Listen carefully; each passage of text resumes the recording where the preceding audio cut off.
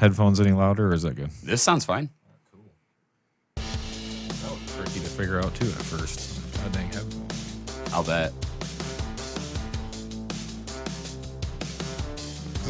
When I bought all this, I started recording our first album. I don't know if you ever heard of my previous band, Death Abides. Yeah, that's how I got to know Scotty. Oh, that's how you got to know Scotty. Okay. Are we going? Yeah. Okay, yeah. cool. Oh, he hit me up 2 years ago, actually. It was 2018, and he was like, "You're from the East Side, right?" I'm like, "Yeah." He's like, "You do anything on the West?" I'm like, "No." He's like, "We got to figure that out." And I'm like, "Yeah." And we always kept talking about it. And then a year later, 2019, last year, he hit me up and was like, "We've got Vestigal, All Ends Black. You guys want to come?" And it was going to be like in June. Yep. And I was like, "Oh, dude, yeah, let's do it." And Scotty hit me up and ended up, he said something happened. Yeah. And it kind of just fell through. Yeah. Yeah. I think, if it was last year, it's because the whole band went just, which is kind of the story of my life with bands. It cracked me. I was like, yeah, no relation to Scotty Lang. Different Lang. Yeah, different Lang. No one's, E. One's got an E.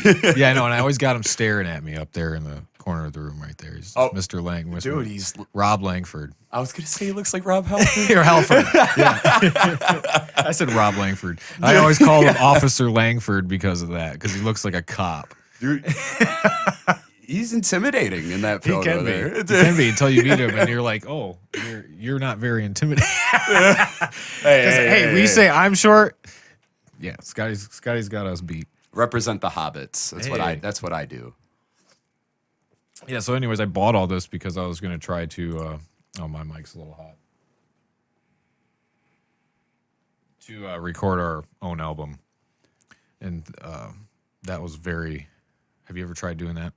We actually did that with our last single. The last single? With Arrows for Christ. The one with the music video that Yep, we did premiered? that. We did that all ourselves. That was really good. That was very good. That props goes to Aaron, my guitarist Aaron Lumsden, and he really tackled that project. Yeah. We did the drums ourselves. We like the snare you're hearing is totally acoustic. It's a real snare in that song. Yeah. But everything else, like, I don't think if everything else is triggered, but like we kind of did like the triggering thing with the drums. He knows way more about this than I do. Right. And yeah, he did all the guitar and bass, and I came in and we did those in one day. We did a couple tracks that day, and we just ended up sticking with just the one single.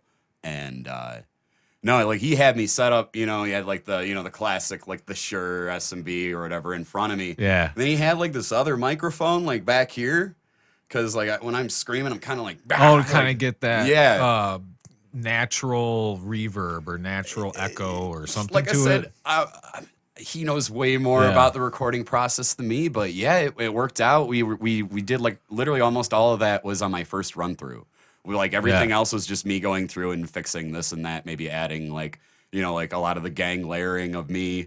On like the your body will never be found. All that shit. Like yeah, well, I mean, even clean vocals have like four vocal tracks. I mean, it's just to get that fullness, the bodiness of everything. And you want to do that with the screams, or if you're whatever you're doing, want that full body. Because then when you go into the mixing and the mastering, you have all those clips to mess around with. And some people will do like, maybe you'll have your highs and then some lows and you mix them together and you can accentuate highs one. And mids sound so inhuman. Yeah. Dude, they're so cool. Yeah. I like fucking with a lot of that and stuff. Like I try not to do too much because I like all my other bands that I was in, anytime we recorded, everything was two of me, no matter what, at least. Right. And with this band, we kind of realized like, maybe it's just better with one and just throw a couple layers here and there just for emphasis. And other than that, and we kind of like that for our sound. It gives it a little more raw because that's pretty much what we're going for right now. The guys Alex just finished all 8 tracks this week. He went into Metro 37 with Matt Dalton, and we got 8 songs done like in one day this week. They went in, set up one day. Next day he went in, knocked all 8 of them out. Yesterday, they were just in there just kind of mixing, and that was it. They're already done with the drums. So the live drums are done. We did that for the new album, And now, does your drummer play to a click when you guys play? Yes, I know. When we play, no. But we've been kind of teasing that lately just because, yeah, we want to incorporate a little bit more into the music, like, possibility of maybe even like, not like backing track, like the whole thing, but, just some kind of cool thing live. Yeah, no, it's definitely one thing I've told people before, too, is what I was looking into was getting lights, your own light show, and your own fog machines and stuff like that to do your own show. Because there was a time we played a show. It's a local place here in Grand Rapids at Mulligan's. I'm sure you probably heard of it. I'm sure you've seen metal shows maybe there before. Maybe not. Maybe not. You're on that side. I don't come out this way very often. It's one of the ones that's more popular in Grand Rapids. It's Mulligan's Bar. And we played a show there one time.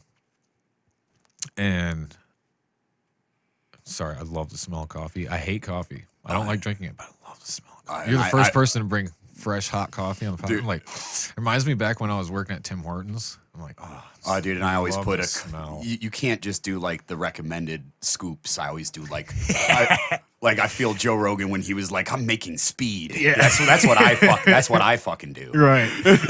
anyways, this band we were asked to play. This band was coming through their touring act. They're looking for a show for the night to fill, so they were going to play this show, and they brought all their own lights, all their own fog machines and stuff, and told Mulligan's, just shut your shit off. We're going to do our own thing. And I'll tell you what, dude, the music sucked. It wasn't good, but their fucking show was awesome. And it made me watch the whole thing. Like any other band, it would have just been regular stuff going on. I wouldn't have sat and watched that show. That reminds me, I want to say, like, back in the day, I remember, because like I was in a band like called Revenant for a while. I heard of them too. And we played. There's like 3 Revenants in Michigan. Well, then I probably didn't hear of yours. I don't know. The Revenant I was in, that was it. It was kaput. So whatever Revenant is now has nothing to do with what we were doing. Okay. And I played with a show. I want to say the band was The King's Descent. Because they were from like west side of the state. They're younger guys, but the same deal. Like I wasn't super into their music, but they had a light guy that was literally sitting there doing the lights. He knew all their songs, and he was doing all the shit. And I'm like, I want that so bad. And all I could think to do, because I'm not tech savvy, I went out and bought a dimmer switch. Like one of those things that you just plug in, and it works off of the bass. And I plugged in 2 fucking work lights to it. And I told you, like, yeah, turn off your lights. We don't need your help. And then all the fuses blow. Oh, shit. Because it's fucking running the sound guy was so pissed off at me. That was at the Ritz. He's like, damn, plug it in over here. This is a separate. I'm like, all right, man. And we did it, but like first time. And like I wanted to, that was like my first attempt at trying to do that. But yeah, I agree with that. Like a light, like the whole shebang. If you can do it, fucking do it. Because it just adds so much. And don't listen to anybody trying to be like a fucking like, oh, it's, that ruins the music. It's not no. No. Like that enhances adds. The show. So they have stuff out. They got it. And like, if you're interested after the podcast, if we remember by then, like I'll show you all the stuff that I looked up that you can get. And they have it from, basically you plug all of your lights, all of your lights and fog machines. They have I forget the name of the cord right now, but they have the specific kind of cord that plugs into each other, right?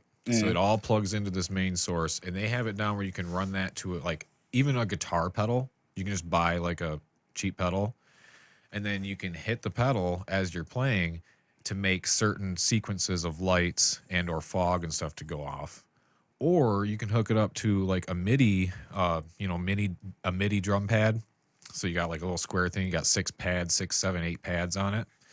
And then your drummer can control when your fog goes off, when your lights go off. You can then. That would be so cool. Then what you do is, like you're saying, you train your drummer, because I had to train to use a click because I never used a click. So then once you get trained to use a click, they have the program where you can just plug everything in for your whole show of when you want shit to go off. And as long as he's playing to a click track, it'll go off flawlessly. So when you want lights to come on, bam, bow, and then kind of die down, how, give the dramatic effect.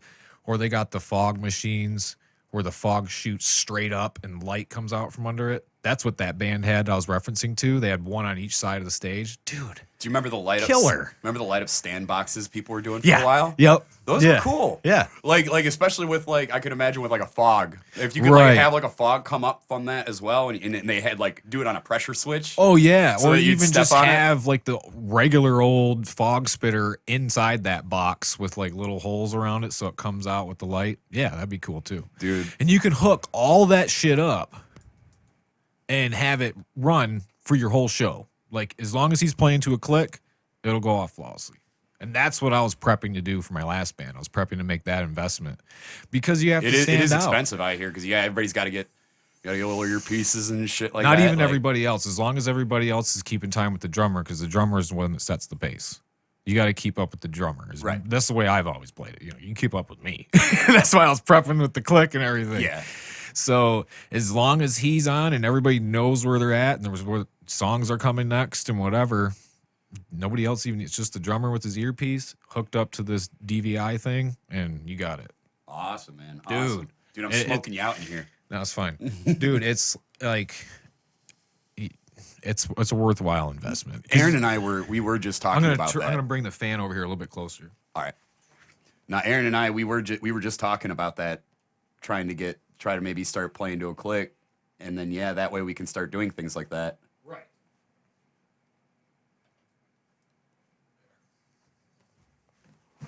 I think it's important because there's so many bands, you know, metal bands. So many bands. I mean, I'm sure you can start getting into other genres. There's probably a shit ton of those bands too. But I think it's just important to take those next steps so you stand out over everybody else. Yeah, and it's so funny. I one of my funniest memories of because we had such a year lined up before COVID, and it just took it all away. We had the 2 music videos ready. On, sir.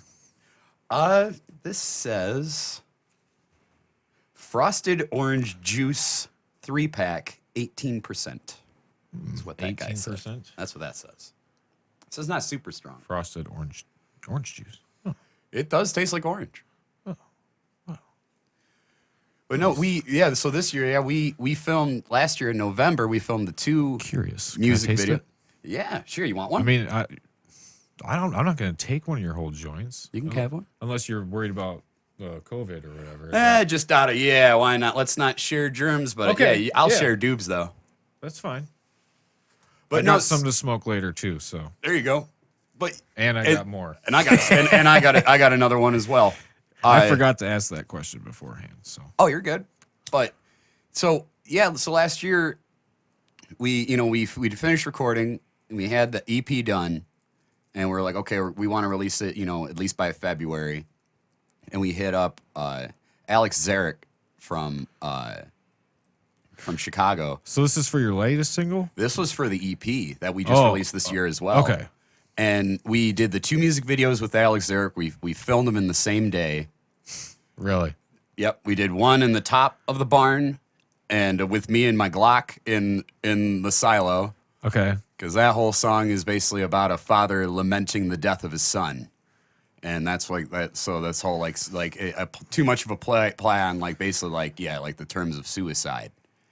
And then the other one was called The Suicide Net, and we did that one in the basement of this barn, and that's basically just that whole song is basically about just the struggles of depression, suicide, and the common working man and teenagers of America, and just how fucking rough it is out there, and obviously the suicide net, putting the net out to catch motherfuckers instead. Yeah, it's insane. It was fun. Joe was just talking about that too, and I was cracking up. I'm like, motherfucker. And then and he talked about what I wrote Arrows about. What he was like, yeah, remember that guy who went to the North Sentinel Island? I'm like, yep. Like that's literally what the song's about. So that whole song is about that kid. He's 26 years old. And he goes to this missionary Christian school that teaches him. They're literally like. This does taste like fucking orange juice. Doesn't it? Dude, thank you. I'll roll welcome. you a separate one later so we don't share. We don't share germs. Dude, I'm all about sharing weed. I'm all about sharing.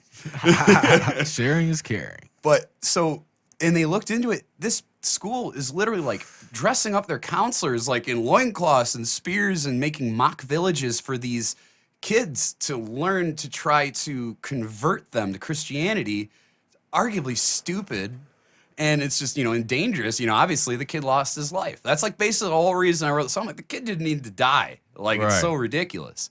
So it's illegal to get there. So he gets his ass over there, pays these fishermen to take his ass to the island, and they take him out there, and it's illegal.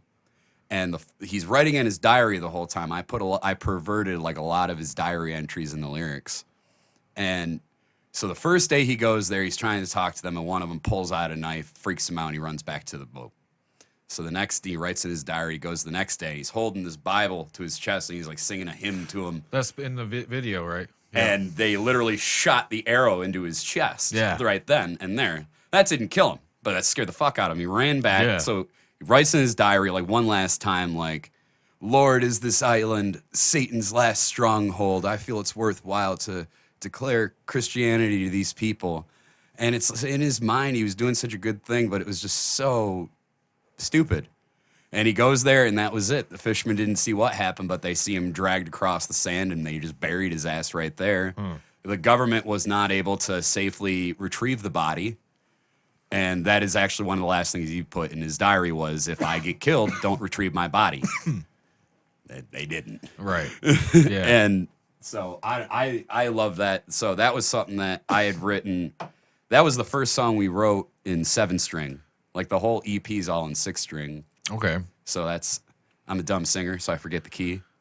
Drop something or another. Drop what? But now it's dropped lower with our new stuff. I would always just say, hey, that no, it was a little bit heavier than that. No. Oh, there it is. So this new album's gonna have like half. It's gonna have 3 of our old songs that we like first wrote. 6 strings. 6 strings, yep. And then it's gonna have the other 5 will be in the 7. So are you gonna just gonna stick with 7-string now, or are you still gonna do some songs in like that higher key of like a 6-string?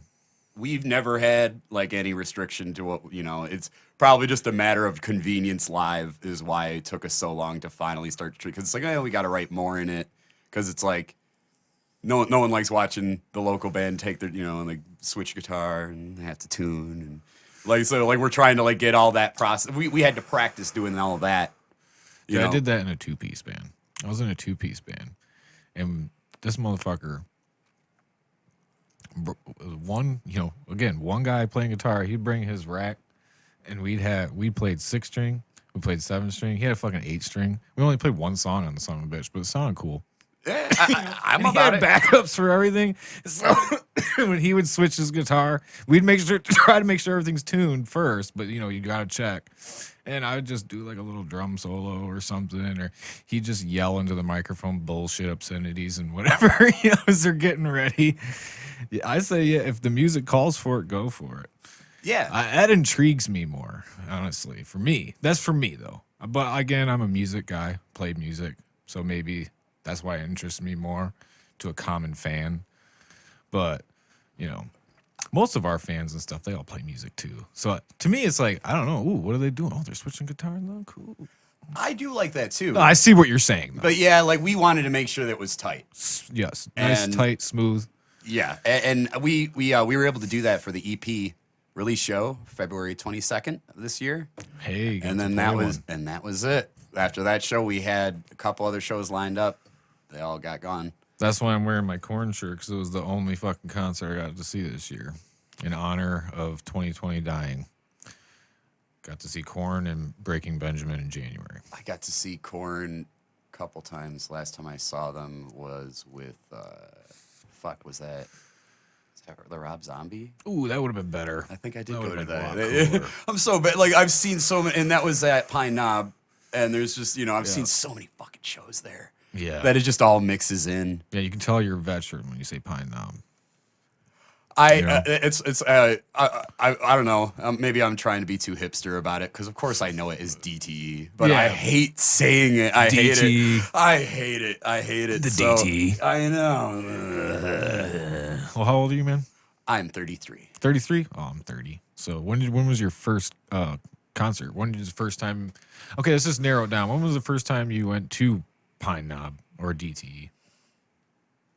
That makes it harder, actually. It was a little harder, actually. Yeah, I want to say that was probably like Ozfest 03 or something. Ozfest 03? Probably. I know that in 2001, like my first like holy fuck metal concert was Tattoo the Earth, 2001.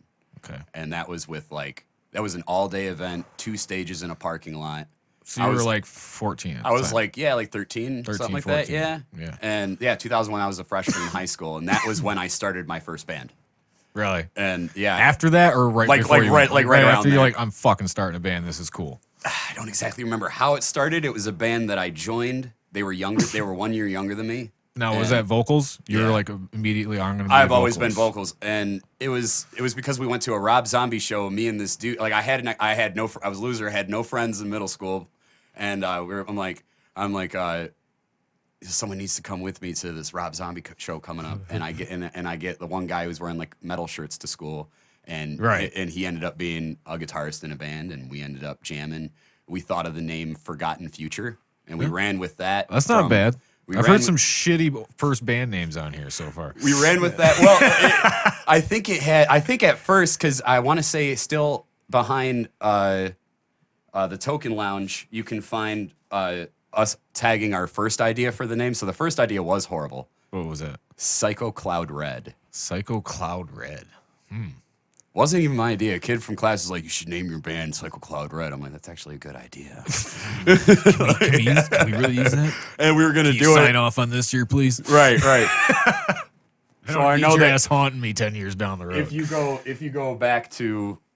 over to Token Lounge, you could probably still see PCR tagged on the back for absolutely no fucking reason. It's good. Other than good memories for you. Dude, I like that you said that. You literally just stole my line. That's what I always tell everybody, because I've been in a ton of bands ever since then.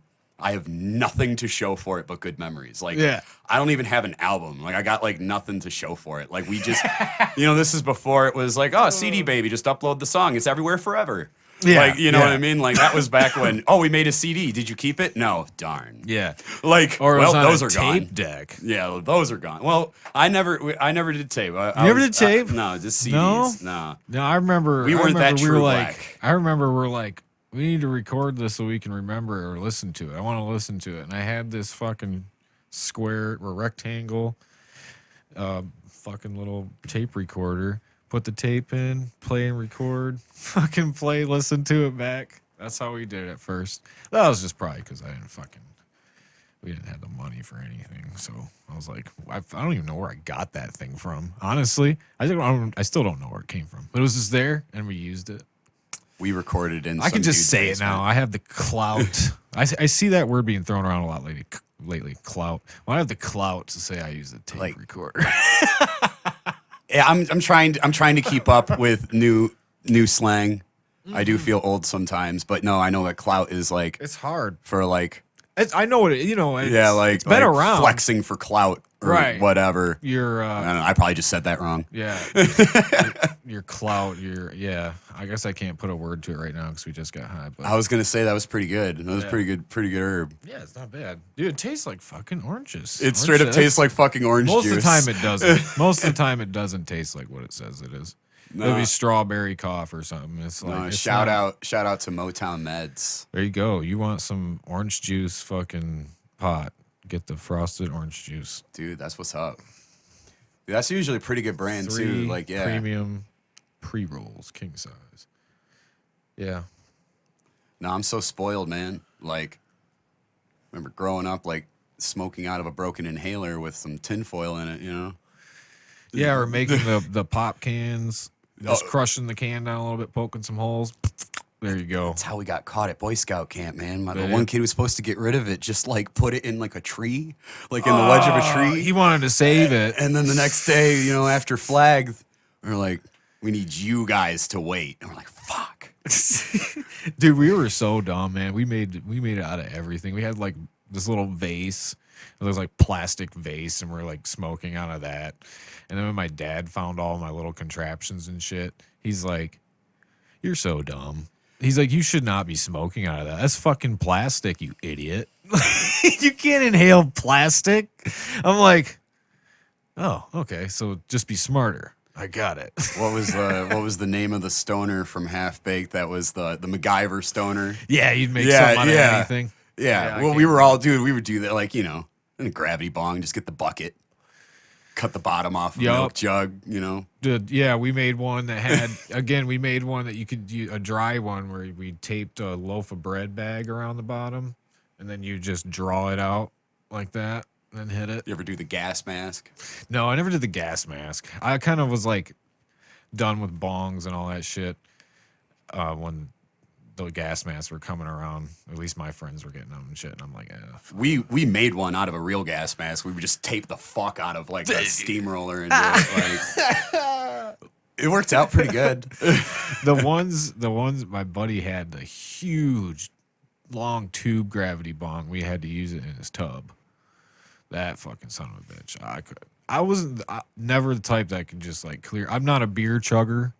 I can't chug beer. Yeah, I think I heard you say that on one of your other podcasts. Yeah, I'm not a beer chugger, so I wasn't, and I also wasn't like the big fucking hitter. I couldn't clear that fucking shit. I just cough my ass off. Even dabs. I used to be able to, but I think if I tried to like chug a beer or anything now, I'd throw up. Mm-hmm. I can't even chug water, and I'm like, take a break. Like I just can't chug. I just can't do it. Plus, it's like always at a party, like we were just saying earlier, germs and shit. It's always at a party. Everybody's hit the beer bong. I don't want to hit the fucking beer bong. That last dude puked and then went and hit the beer bong, and now you want me to hit the beer bong. No, dude. So it's when you're getting older and you're trying to do like drinking games and everybody just ends up throwing up. It's just like, it's not a good look. Oh, yeah. Dude, like with that last time, like I remember we used to do this drinking game where you'd play every time you heard thunder, you'd stand in a huge circle, you'd listen to Thunderstruck by AC/DC. Oh. And every time you heard thunder, the one dude starts. And you have to keep drinking until the next like a waterfall. Thunder. Yeah. And then he gets to stop, and then the next person has to go. So whoever's stuck at like the guitar, the music break, everybody else has to run and get them more beer because you're fucked. So it's like dude. And we tried doing that. Everybody ended up throwing up. Like it's like we're all too old. We can't do this anymore. We can't do this anymore. AC/DC, man. It was just, I forget who introduced that game to me, but it's brilliant. Yeah, we used to play Circle of Death, which is kind of similar to, I've heard, like the waterfall game, where you take all the cards and you put them in a circle, and then each card has a thing that you have to do. Like 2 is pick two, so you get to pick 2 people to drink, and then the ace was the cup in the middle that you had to pour beer into, and then the last ace, they would have to drink whatever's in the cup. So if people were drinking liquor and shit, they'd be pouring liquor in the cup, beer, whatever the fuck they were drinking. And then the last person would have to drink it. That shit made a lot of people puke. Yeah, there's no way. No way. Like, yeah, like, I don't know how, like, I used to be wild. Dude, I used to drink like fucking crazy. Wild, dude. Wild parties. But I was always the dude that made it home. I would always get home. Like, I wouldn't even drive when I could drive. I would just ride my bike. And then I'd be the dude. It'd be like, even if it was 6:30 in the morning or something, on my bike, I'm getting home, dude. I don't like sleeping anywhere else. Dude, I was always on my bike growing up. Like, dude, like back in the day, like I was always riding my bike around and shit, dude. Mm-hmm. But I drove like an idiot so many times. I got lucky, but like, yeah, like don't fucking do that shit, man. Right. Like it's just like, oh yeah, like we've done it too. I mean, it's horrible. I don't know a single person that can honestly say they have not driven when they probably shouldn't have, and it's never a good idea. No, never a good idea. That's why I was like, I'm just gonna bring my bike. Well, I know you got kids. Yeah, and I got 2 sons, and I imagine when they're older, like Uber's so fucking easy now. I can only imagine how easy it'll be in the future. Like we should just all agree, just fucking no more. Like, yeah, dude. Like really, like it's there's no more excuses. And I don't want to be a hypocrite. I did it. You know what I mean? Right. But there's like no more excuses anymore. There really it's isn't. Hard. Like I'm literally gonna put my credit card into like my son's fucking app for whatever it is in the future, and just be like, I don't want to know. But just use it like if as long as you can fucking get home safe. Right. But see, I also partied a lot. I partied so much before I turned 21 that when I turned 21, go to the bars, I was just like, I don't even want to go anymore. Dude. So we'd be like 16, like fucked up and shit. I'm like, I don't even, I'm just, okay, we'll just ride with you. You got your license. Okay. I'm moving all around and said I wasn't gonna. No, that's fine. You're good. Not like I really didn't even really start drinking actually until like I was like 21. Yeah. Just hit the ground running. So when you turned 21, was it one of those things like, oh, I'm gonna have a birthday drink? And... Well, no, like I drank before, but like it wasn't like I was mostly just a stoner. Yeah, right. And I mean that's never changed. Right. Yeah. But no. But no, like we used to go to like the beer garden on Michigan Avenue, and there were other couple places. Forget the one place, this Irish pub at Monroe and Van Born there. And last time I was there, huge bar fight broke out between all the people I was with and all these trailer park folks, and it was fucking crazy. It was awesome. Oh yeah, dude. Anytime a fight breaks out, that was the only bar fight. Oh shit! Well, and I got lucky. Like shit was whizzing by me, but fucking no. We ended up all just leaving, and then just as we were leaving, the fucking cops were pulling in the place. Yeah, it's a good time to leave. Yeah, no, we got good. No, we were already like out of there. Like they didn't even see us pull out of the bar. Right. So I was like, sweet. As soon as the fight's, get your woo, and then get the hell out of there. Oh yeah, I watched. Although I've never I've actually never been at a bar when like a bar brawl broke out though. But I've been around, when fights broke out. It was between my old drummer from 3 bands I was in. He was my drummer. Dang. He was in a band with my brother, Shred of Hope, Cryptus, and Last Seen Dead. Okay. Last Seen Dead was like my death. That was my deathcore project. Okay. Cryptus was kind of like Lamb of God, but more deathy, and Shred of Hope was like heavy rock. And that Johnny Joseph, shout out to Johnny, dude, kick ass drummer. I know he doesn't really drum now. Johnny but Joseph. That's a good name. I believe he's the 3rd. Ooh, yeah, you got Johnny that Joseph on there the 3rd, too. Yeah, Johnny Joe and Johnny Joe. He hell of a drummer, dude. Like he basically is Chris Adler. Damn, dude, like straight up, that dude could. Maybe not now. You should get back on the set, Johnny. But Johnny Joe. But no. Where did you come from? Where did you go?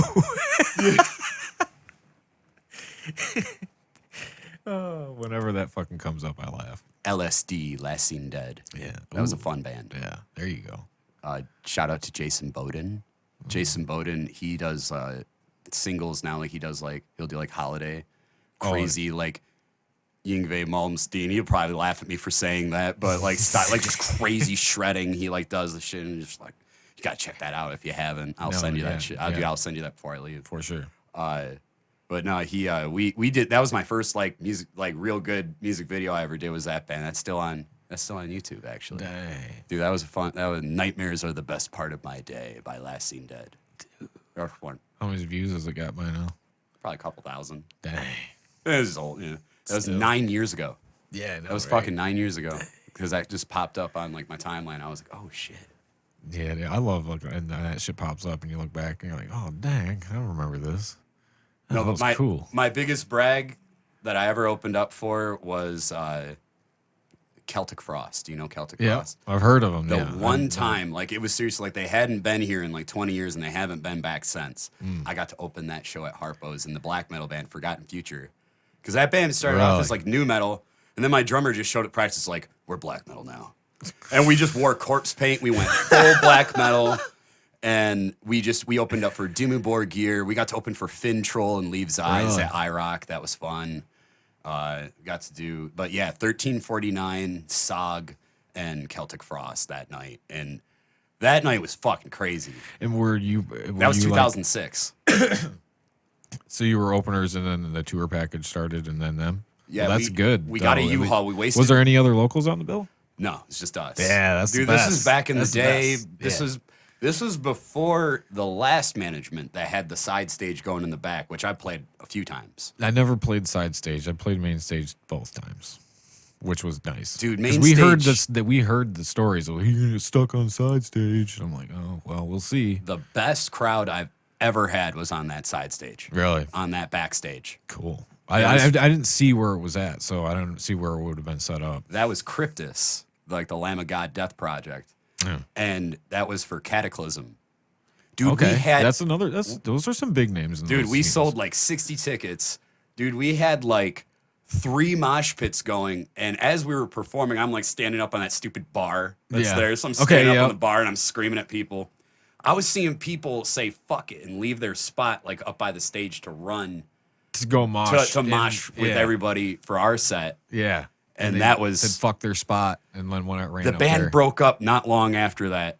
But that was seriously still, I think, the best show I've ever fucking played was that one at Harpo's, and that was on the fucking side. So it's all in how you make it. Yeah, you know what I mean. Like I said, we sold 60 tickets, and they rewarded us, quote unquote, by letting us play. The next week was like Born of Osiris. Oh. And All Shall Perish. And they were big for a minute. Oh, dude, I love All Shall Perish. I still love Eddie. And I've seen them at Orion Fest. Dude, so we had to leave like in the middle of their sets. It started to pour, and we had all trucks with all our shit, so we had to leave. Yeah. But who else? The Human Abstract. That was a great band. I've heard of them too. Aaron loves those fucking guys. Those like a lot of people like them. Yeah. No, not really my style, but they were great. Yeah, I mean, I'd say, go off the top of my head, one of the best shows I've ever played was at Harpo's too, and that was the one where we opened right before Hatebreed played. Dude.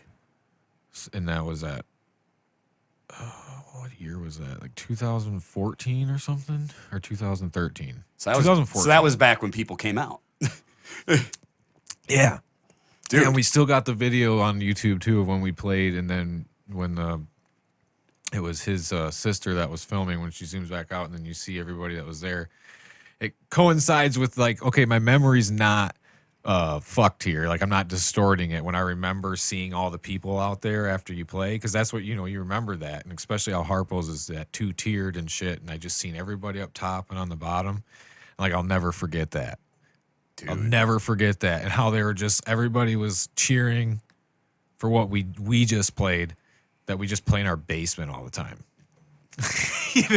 Harpo's is it's like I have as much shit as you want. That was still one of my best memories was playing there. I honestly have no hate for Harpo's. No, not especially now that Roosevelt. That's what I was trying to say. I just call him Ruz. Yeah, the Ruz. Yeah, well, I've never got to meet him personally, but I tell you what, I'd like to shake his hand because he seems to be doing a pretty good job down there. He's definitely a businessman. Yeah, and I'm friends with him on Facebook, or at least I'm following him because I'll see all of his posts and stuff about like the old tickets and like a Blondies and stuff like that, and all those shows and all those pictures of him with all those acts, and it's like, dude, this guy is fucking what a life. You know what I mean? I couldn't imagine. Holy shit, dude! And that's the shit and he's one of the last ones to do it around here, because unless who knows though, there could be like a huge resurgence after all of this shit, and who knows, like there might be like after the COVID, the new renaissance, like we're gonna just see art and music just break down all barriers of anything that was a rule before, like fuck genres, fuck this, fuck that, just make fucking music. Yeah, make fucking art. And I wish I could go back to just that, just make art and just I think it will. It only makes sense. But also you can think of it, the way my brain thinks is like, well maybe it is still just art. It's just the fact that we have access to millions and millions and millions of people's opinions all at your fingertips all the time that you think it actually isn't. But imagine if that wasn't there, you might actually think that it is just art, because you don't have everyone's fucking opinions shoved down your throat 24/7. Yeah, there's no to help form, because there's no way you can say that doesn't affect me. Because if you read it and everything, then you hear it, you consume it, it's gonna form your opinions maybe not completely, but it's going to help. It's going to nudge you in a certain way. Just all that all the time. And the constant hate, like if you want to break it down to music, you know, and it's just like, oh, fuck deathcore. It's just this and that. It's bullshit. I hate it. And, you know, it sucks. You guys don't do anything. It's repetitive. It's whatever. You just hear that all the time. Well, you know, I mean, it has changed though pretty rapidly. Like I remember, like when I was first getting into Archspire, we got to Asylence. We got to open for Archspire. It was one of the Smash Did you shows. say when you got into Archspire? That was pretty much when I got into Archspire. Yeah, I'm got that clout. Yeah. And so there we go. That's there you go. That's using clout. Yeah, I just used that for clout. Oops. Okay. Guilty. Anywho, so I was getting an Archspire. Yeah. You're gonna play the show with them for the Silence. And that was one of the, what's his name? Paul Smash Cobb. That was one of those shows. Oh, he just got brought up in another podcast. Yeah. Well,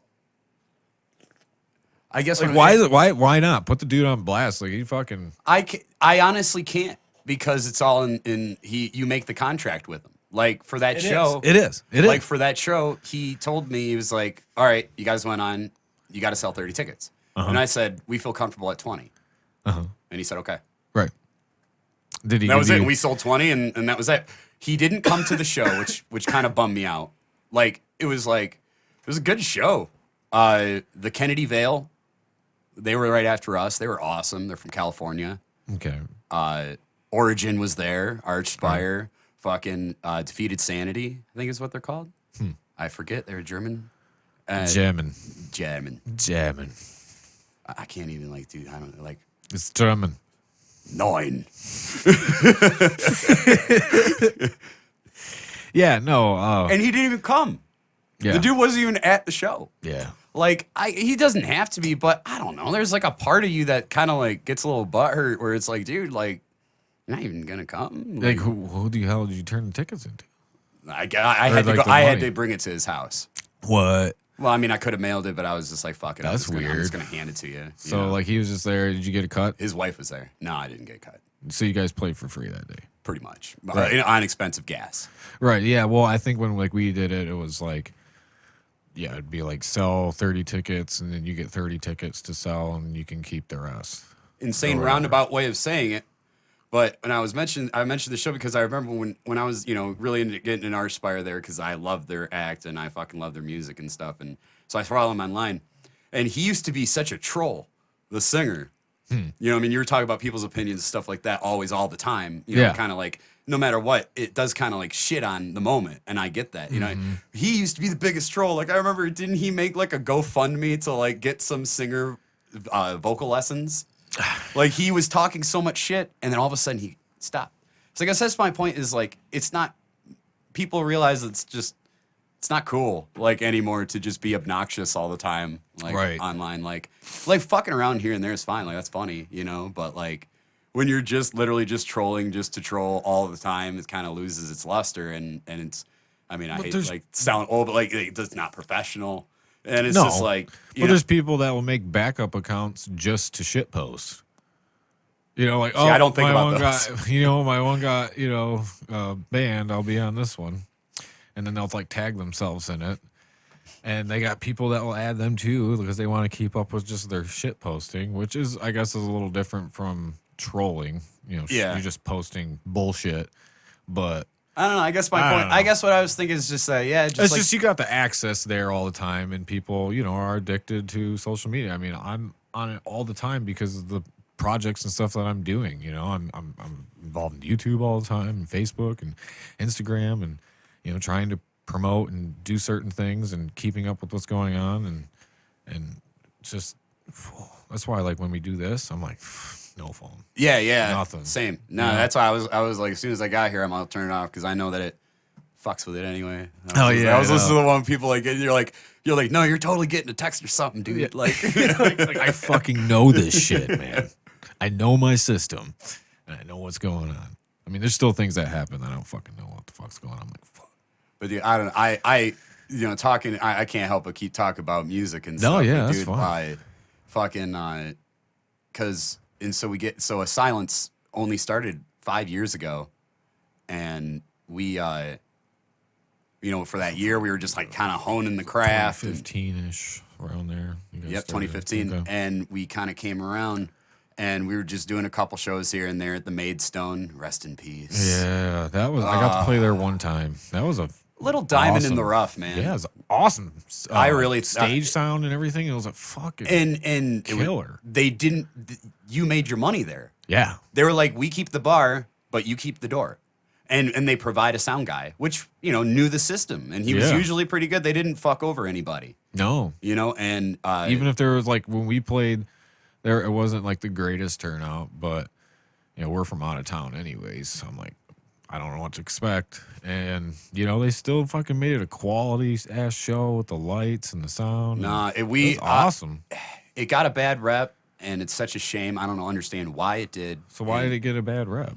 Or like I have what no was idea. what Just was they're the probably just- supposed bad rep about it? Just the neighborhood, I guess. Oh, Just the that neighborhood. That's small, and you know it's a small place, and It is- it there's is. nothing around it. It was a little wonky because of the way the stage was set up.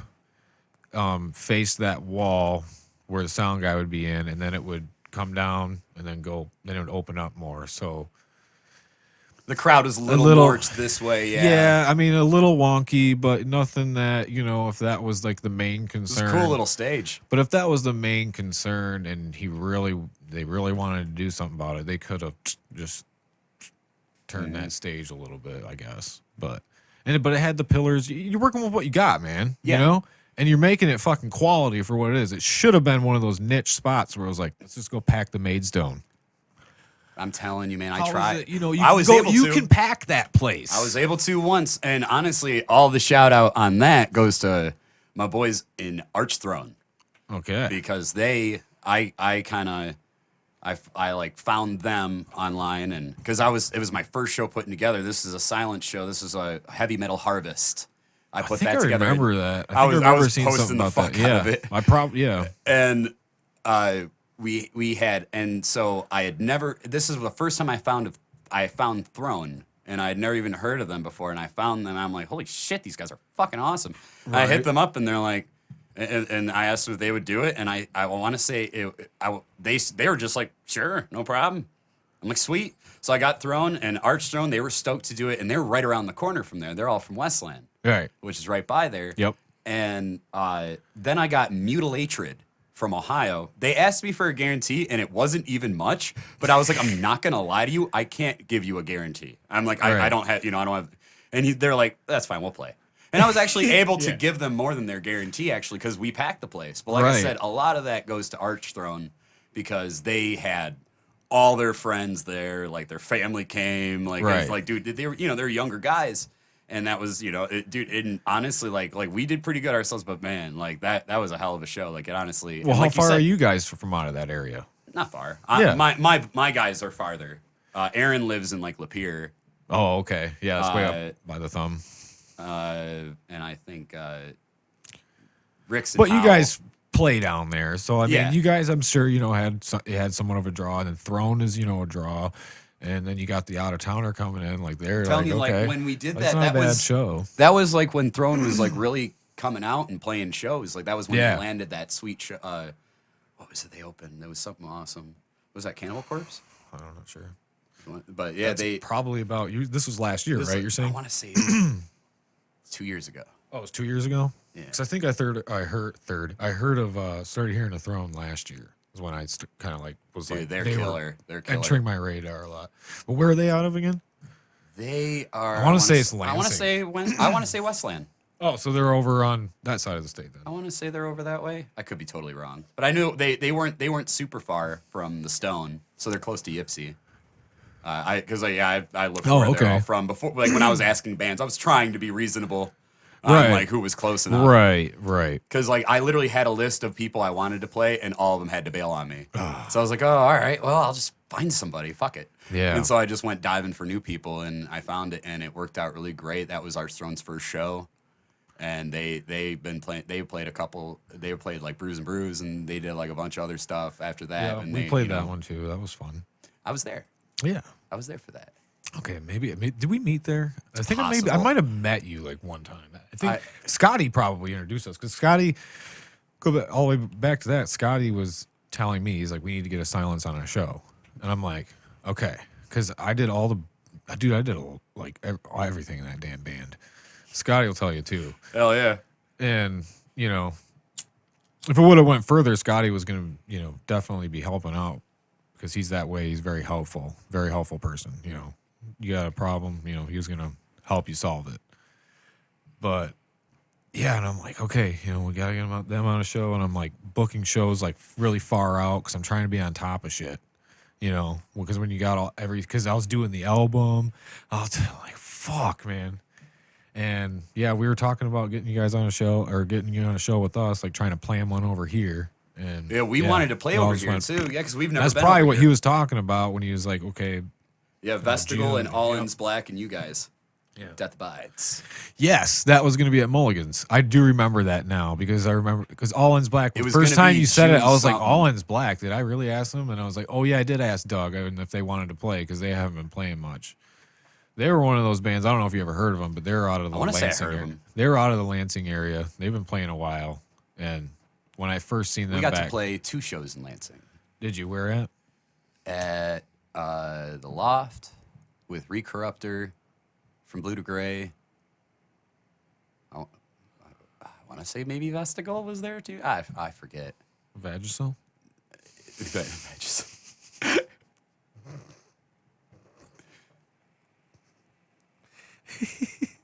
Price check on Vagisil. Yeah. Oh, dude. Great. Great time with that. Might want to put a rush on that.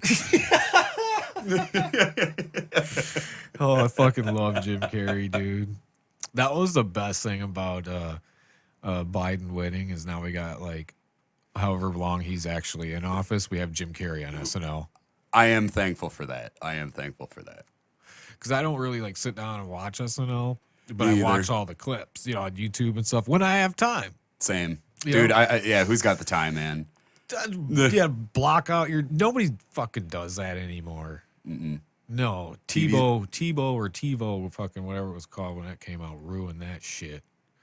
Yeah, Nobody I don't even gathers around the TV anymore. Like, we got to watch our show. Come on, everybody, cop the popcorn. I have cable because I got a shit. Oh well, my wife watches TV shows. I don't even want. All I watch is movies. I'm a huge movie nerd. I don't watch shit anymore. Dude, we were just talking the other day. We passed it in the store, Joker. I looked at my wife. I'm like, we really got to like try to make time to watch this movie because I really wanted to watch it when it came out. It's good. It looked like a good drama. It's the story of Joker. It's a good movie. It's definitely. It's not like whoa, but it's good. I would put it on like. It's much better than Requiem for a Dream, but it almost leaves you with that same gut feeling through most of it. Just that. But I like that. I like when a movie can make you feel uncomfortable, though. Yeah, I like that. I like that too. Like you just don't even know how to sit. I swear that movie did that. That movie did that to me because I remember at the end. It's not a feel good movie. That's like I don't know. Like that's like that's a special. Like it's kind of a downer. Yeah, it's a downer. But I can get into that movie because you just put yourself in the character. Whatever frame of mind. You got to delve into it. Like I do with everything. If I'm gonna sit down and watch a movie, I'm gonna like fucking watch that movie. Like I'm gonna watch it. I'm not gonna fall asleep. Yeah, like my wife does sometimes. Yeah, I don't. I'm like shit. Can't even think of like. You're missing the best part, dude. The last new. I got to watch the new Bill and Ted finally. Oh, did you? Yeah. Was it good? It was excellent. Excellent. Most excellent. That was a Dude, good answer. They did such a good job. They brought back like the whole cast and. That's the only way you could do it. That's the only way. If you're gonna reboot it, you're gonna do it again or a third. You got to bring them back. And whoever they got to play Keanu's daughter in that was just so fucking good. Yeah, she was killer, dude. She was just like the perfect amount of airheadedness, but righteousness. Yeah, dude, it was fucking good. No, I'm definitely an old head when it comes to like mainly like with music and shit. Like. I spent way too long just like locked into like old metal and stuff like that. Like I missed out like on like all Kill Switch. I missed out on like as like that whole entire generation of metal. I was too busy being like I would kind a of black metal elitist, which I shouldn't have been doing because I missed out because I'm into that shit now. Now I'm listening. I'm like, oh, shit, you know, it was really good. That like I was newest like Kill Switch though, that newest one. I mean, I guess it's not new anymore. It came out I don't know how many months ago. I think I listened to it. I think the Kill Switch. You think you know what I'm talking about? I think it had both the previous singer and him, the new one in it. I know I at least heard like whatever the title track or whatever was. Whatever it was, that was good. Like that was like I was like I can get into this shit. All like you do an album of this kind of shit, like yes. I mean, old Kill Switch, I like some of it, and then some of it I'm like, you know, probably be. You know, skip over that song. They had the wildest whose crowd. album doesn't have a fucking couple? I'm gonna skip over this song. And what album for you would be your number one album that you don't skip one song? Fuck. Boom. It's gonna have to be like Merciful Fate. Don't Break the Oath. Okay. That you're entire not skipping one song in that, but you're gonna start that whole to play album that is thing. so good. Okay. I love like King Diamond is my favorite artist of all time. I love his theatrics. Mm-hmm. I try to incorporate that like with myself when I'm screaming and doing my thing. Like I'm not like he's a little more Alice Cooper and shit. You know, he's got props and shit like that he brings on stage. Like that's why I was kind of like into like Rob Zombie. Like, you know, Rob would always bring the dudes. I love Gwar. Like dude, I love a good stage show. I'm such a sucker. Dude, like, I just watched an interview with Gwar and fuck. What the fuck's her name? with the new fat dude. No. This is an old one. It was on like one of those old talk shows. Oh, like with Sally. Odorous and two of them. Joan Rivers. Joan Rivers. You and that razor wit of yours. Yes. You and that razor sharp wit of yours. That was Thank hilarious. you, Beefcake, for being with me here at this time. Where he's talking about how they had to take his penis away. Yeah, poor Odorous. Yeah, that was funny. That was a funny ass interview. That was back when they had the weird accent. That was back when they had the weird accent. Yeah. Like they were, they're, I don't know, from Russian or German. like humans kill each other all the time. We're just fulfilling a product need. Like a product need. A product. Yeah. And it's about spraying blood into the crowd. No, it's real blood. It's real blood. I miss Gwar. I was like, what? miss This is Gwar. cool. Those kind of interviews, that don't happen no more. You're not having Gwar come out on a talk show. Well, yeah, that was back when 9 or 10 in the morning. Well, yeah, they had like the dude from Typo. Dude, Negative, they had Peter all Steele. fucking kinds of Gigi them. Come on. fucking Allen. Why? Why in God's name did they like? I'm surprised he kept his clothes on. Like that. That shocked me actually. Like in a weird way. Like that. Like I don't know. Like I get it. Like the stage is the stage, but Jesus Christ, that motherfucker. Yeah. I don't know, man. Weren't they like gonna do a movie about him that was like a viral thing? I don't I don't know. Like just a. Oh, okay. I'm pretty sure everybody was like, "Don't." Yeah, don't. It's not a good idea. Yeah, no one kids don't need to be glorifying Gigi Allen. Like you don't need to make. There's nothing. So what do you make of WAP then? I think it's hilarious. It's hilarious. Yeah. Did you listen to? I don't know the guy's name. Leo Mastacholi. No. His last name is Mastacholi. Italian. I don't know. It looks Italian as hell. Mastacholi. It's like It's a monster. I can't even begin to try to pronounce it, but he does all the metal covers. He did a cover of it, and it's amazing. Just type into YouTube WAP metal cover. Oh, it's dude. He does the whole thing. Like even like all like the fucking like really fast rapping parts and shit. Like he does it all. I'm actually like that was like my whole Spotify this year was his playlist just because Really? I have a weak spot for metal covers. Yeah. Do you? I love covers. My band never will do one. So Every like time we covers of Anything. like not metal, like taking songs and then making them metal. Just taking any song and making it your own. I like doing. I love the thought of because I'm always doing. I get way more into when they take a pop song or something like that and then they make it metal. Like that I find really cool. But when somebody just takes like another song, rock song or something, and then makes it their own, I mean, I'm like, okay, it's cool, but I'm not gonna like rush to fucking watch that content. A good example. that August Burns Red just did Chop Suey. They didn't do a bad job, but I don't know. Right. It's hard to do a cover. How could you do a cover of System? They're such like an artsy band. Like they're, you know what I mean? Yeah. Like probably more so because of the guitarist. Yeah. It sounded and I listened. Yeah, and I listened to. I just listened to that on the way here, and for the first time, and I'm just like, it's good. They did a great job covering it, but it's just I don't know. It just lacks that chaos that's supposed to be there in System. Then there's like bands like System, and they'll sit here and like. Be like, we're not getting together, we're just never, we're not going to make ends meet, or like, they're not ever going to come to an agreement. And then all of a sudden you see that they're like booked on a tour or something, or some big festival. Most of the time it's festivals and shit. And there's always there's some part of me, I'm like, are they going to fill in guy or what? Like, or are they just all that broke? Money. They need the fucking money. So they're just Probably going to be like, fuck it, we'll just play all of our old shit, You'd like to think that they're doing it for the fans too, right? Like you'd be like, okay, yeah. I mean, I don't think it. No, it's not for the fans. No, it's definitely not. Probably not. But that's why I'm like, they either got a fill-in guy or they just need the money. Yeah, I'm all about it. I'm all about it. Like I love it when bands keep coming back. But then it depends, like who the guy is that you're filling in for. Because I seen Lamb of God 2 times. I put that out. I seen him 2 times, and I seen him once with Chris Adler and once without. The one without was with their current drummer now, because he was filling in for them at the time. I knew that he wasn't there. I didn't know going into it that he wasn't going to be there for the second time. But then when I got there, I'm like, that's not Chris Adler on the drums. I'm like, what the fuck? But then, a couple songs later, I'm like, it still sounds like fucking Lamb of God. Like, fuck yeah. I was But bummed, if it was if it was like Randy or something, or if it was Willie not there, I would notice that more because they're more prominent members of the band. Yeah. And then it might kind of deter more. Well, I remember it was like a shock when like Slipknot got rid of Joey Jordison because he was like one of those rare things where he was a big member of Slipknot. You knew that mask. You knew that style he would do.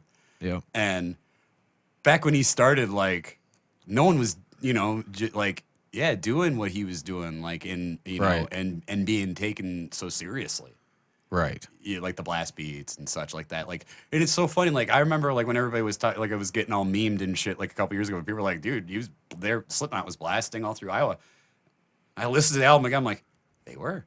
Yeah. Like, it's funny because I was younger. I didn't really even realize what a blast was. No. I just knew the music was heavy as fuck. Yeah, exactly. Like, like, and dude, I remember sitting, listening to it on my Walkman, listening to Iowa, just like in the back seat of my parents' car. Being like young as fuck when that first came out. Like, right, dude. Yeah, it was so heavy. And I've seen them too. I've seen with Joey. And I seen with Jay.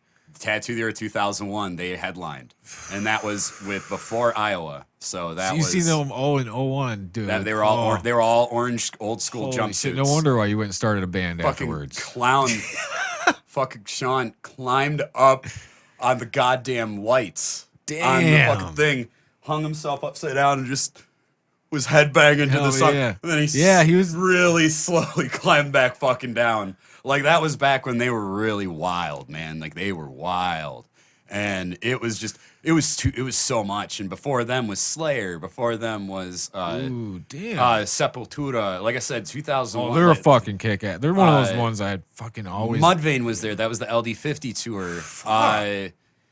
Dude, no wonder why you started a band. Like I said, I would have started a band, too. It was 2 stages, and it started at 9 in the morning, and it was done after midnight. It was all day. That just back-to-back brutality. Head PE was there. Nashville Pussy was there. Remember Nashville Pussy? Like, apparently they're still a band. Really? I guess. I saw that they, like, released something new a while back. God, there were so many. Hatebreed was there. That was when they were just doing Bored. No, was it that one? No, not that one. Not just the Bored like it is, like Bored. What was no? That was the Now is the time for me to rise to my feet. That song. Yeah. That was That was a great fucking show. Holy shit. Yeah, you fucking And listing it out like that.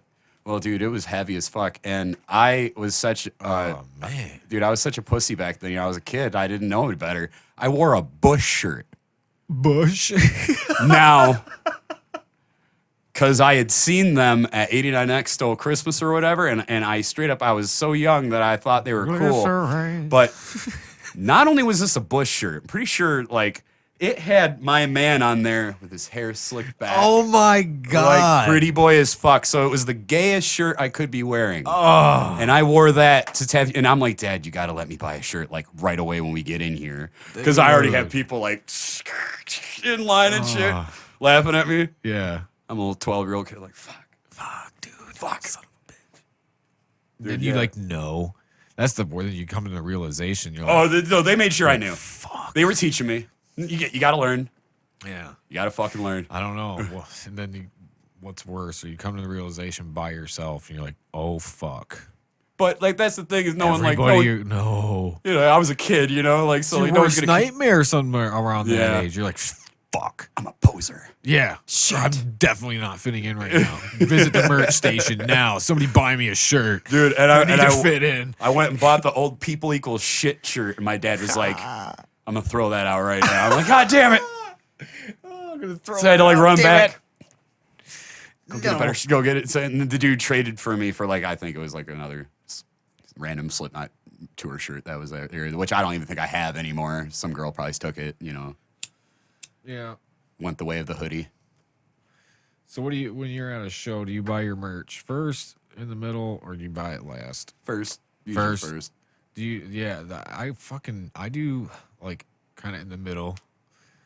Like I'll wait till like one of the good bands, even if I want to watch them. Maybe not the main one I went there for, but I'll go when it's empty. But I fucking hate having to carry that shit around all the time.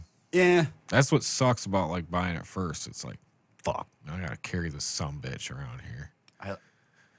I went and saw King Diamond in November last year, and it was such a great show.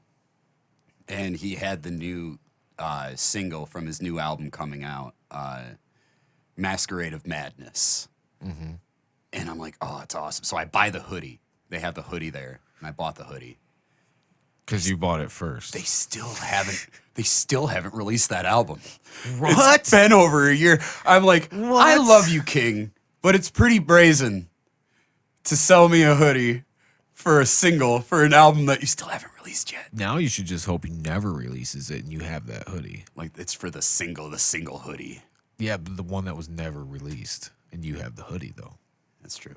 That's true. God, the song is good. The song is damn good, and he played it live, and it was awesome. And he even had the little girl come on, and like the crazy mask that they used to have to wear in these certain asylums. They would put you in a fucking like crazy cage mask and shit. Weird ass shit. Dude, fucked up. I don't know if you ever watched the Jack Osborne show, Portals to Hell. No. That's actually a great show. He does like a ghost show. Oh, really? Dude, and it's actually pretty good. Is like, it? I like it. And what does he do on it? Does he just like narrate, or is he? No, he does it. He goes in. He does full investigation. I forget, really? Yeah, I forget his partner's name. He's got a girl that does investigations with him. They've got this really cool like thing that like kind of like it's this box. I don't know what it's called, but it's like a box, and like you know it kind of works the same way as like an EKG reader or whatever. Okay. Like. But it actually comes through in like sound waves, so it's actually like making noise as it works. So like a spirit box is what they call them. Yes. Yeah. And so and some of this shit, like I'm not even a believer in ghosts. I'm really not. Like I'm into it though. I think it's cool. Like I'm open minded. Right. You know what I mean? So, But there are times in this show when that box will make me like, oh shit. Yeah. Like what the fuck was that? Yeah. What the fuck would do that? And yeah, like that wasn't just some. I was so clip. into it. I hit up the guy who made it because I went through like the fan site and I found the guy who made it. And everyone's like, "Oh man, he asked like way too much for him." So I emailed him and I was just like, and I like made up a name. I was like small ghost investigations. I just made up a name and I was like, "Hey, we're looking to buy." You know, I'm like, "How much?" $3,000. I'm like, "We will contact you." I'm like, "Thank you." Yeah, thank you. Like, thank you very much. Thank you. But signing off. But if that can really talk to the fucking dead, maybe it's. Who am I to say it's worth? Right. Yeah. That's the thing. You don't know. You know. Yeah, that just if you're really getting into it and you're really going to want to make that investment, then. But yeah, if you're just like a casual person that goes out, no, you're not going to. But you can bring all the. I mean, half the time, like ghost investigators, legit ones, I guess you could say. I don't know. Some people, I'm just like, you might be legit, but again, it's all in the person and everything. That's why people that don't believe it, I understand why. I understand why you don't really believe it, because some of it's hard to believe. Yeah, and it's, but they'll say, just the recorder, the old school, just recorder. I have one. That's one of the best tools you got. That's like just as raw as it can get right there. And then you have like your, you said EKG. That's screwing me up. It's one of those letters. But I know I'm horrible. I'm sure I got that wrong. It's like a K2 some meter or whatever. Yeah, I said it wrong. I'm sure. Whatever those are, they detect the electricity, and those are good too. Because if you go somewhere and you're in a house and like you've tested everything beforehand to know where it's hot and then where it's not, and then when you go in those areas and then it is, that's can be detectors too. So, but it's one of those things that what like science institute's actually going to be like, okay, we're going to take on paranormal and we're really going to fucking science this shit up. I mean, that's like the only way to go. But there isn't any. Where is there one? I haven't like heard of any like actual legit science foundation that's like we're investigating and see where it's real. Yet. Right. I mean, if you have Space Force now, we should definitely have oh, dude. The paranormal science. Let's talk space. Space. Dude, let's talk space. I think that Space Force was a soft leak. I think it's already been a thing for a long time. I think we've been building shit out there that they don't even tell us about. The orbital debris is such a goddamn problem. Like, you wouldn't even know if they were working on shit up there. They say it's fucking trash. Dude, it's horrible. Dude, they have their own patch. It's its own segment of NASA, the orbital debris detection or whatever. They have to watch it. Yeah, they had to make a whole division on it because there's so much. It's so horrible. We have to keep an eye on this shit. Dude, to me, that's one of the scariest thoughts, that we could be trapped on our planet. We could be trapped here. I think the Space Force is also could be more towards the fact that China is actively souping up and pouring a lot of money into their space development and their whatever they're doing over there to try to get the upper hand. Well, they were checking out space. They were checking out the dark side of the moon, weren't they? They like just released a robot. Yeah. Was this year, wasn't it? Yeah, there was some big story on it I was following for a while, but I can't remember. I never did any follow up on it, but then again, it went viral that they were exploring it, but the photos. Fact of the matter is that they're trying to get way ahead of us out there in space, and I mean, if you want to talk about Earth, okay, well, what if they fucking own space? Like, no way. Holy shit, because then what they want to do, because then they can keep, once they can get into like the satellites and shit, then they can, basically know everything. So it's an information thing. It's like, the more information, the better. Like it's a lot of like wars now, like World War III, everybody's thinking everybody's going to come out with their guns and we're going to be on the front lines. It's not a war like that. I hope there's no war at fucking all, man. It's the war of information. That's what it is. Yeah. It's the war of information. That's what it should be. That's all it should be. It's what it is, though. Yeah, and that's fine. World War II and all that, that wasn't like there was information, but that was more like we're invading and stuff like that, or taking a dictator away or whatever. But World War III, that's nothing like that. This is more information. It's like what Reagan said, where he was like, perhaps if there was like some outside, threat. Yeah. Like outside our world, maybe we would all finally realize that we're all one, dude. Yes. Like, I'm hippie when it comes to that shit. We are. Fuck me. Like, I hate, like, everybody talks about the division and stuff like that. That's why I always keep saying, like, it's only right now. Like, I really do think that there's just been so much time for negativity. It only makes sense that there's going to be a balance in the force. Right. Like, we are going to get that coming back to us in a really good way. I really do feel that. I honestly believe that. Like, it only makes sense. just because. Maybe I'm an optimist. No, it's. Everybody laughed. Everybody laughed about the Space Force and all that stuff, but I think there's actually really meaning behind it, like we're talking about here. I think it's a good thing. It's not like something that you should just laugh at, I guess. I mean, yeah, it's funny. Space Force. It sounds like a fucking movie that the SNL cast would be on. Space Force. It didn't help that we had a guy like Donald Trump saying, exactly. Like, you know what I mean? Like, exactly. One of the biggest con artists in all of mankind history. You know, it was the saying messenger. It's going to be a Space Force. The Space Force. I can't do it. I'm sorry, I'm terrible at it. I can't do it either. I can do voices, but not Trump. The Space Force. The Space. I'll tell you what. It's the goddamn Space Force. What in the hell, Bobby? What in the hell? What in the hell is the Space Force? Yeah. Space Force, precious. Yes. Yes, you are a meat rat guy, huh? Dude, you're a meat rat. I like to do meat rat too, man. You dig. It's pretty cool, man. There's only one thing left to do. Kill ourselves, brother. Oh, shit. I'll be quoting Death Clock until I die. Dude, like, it was so good. Metalocalypse was so good. Sorry, I'm all over the place. I'll talk. Dude, I don't care. Sweet. Yeah, dude. Actually, I gotta fucking piss. All right. I'm gonna take a quick break.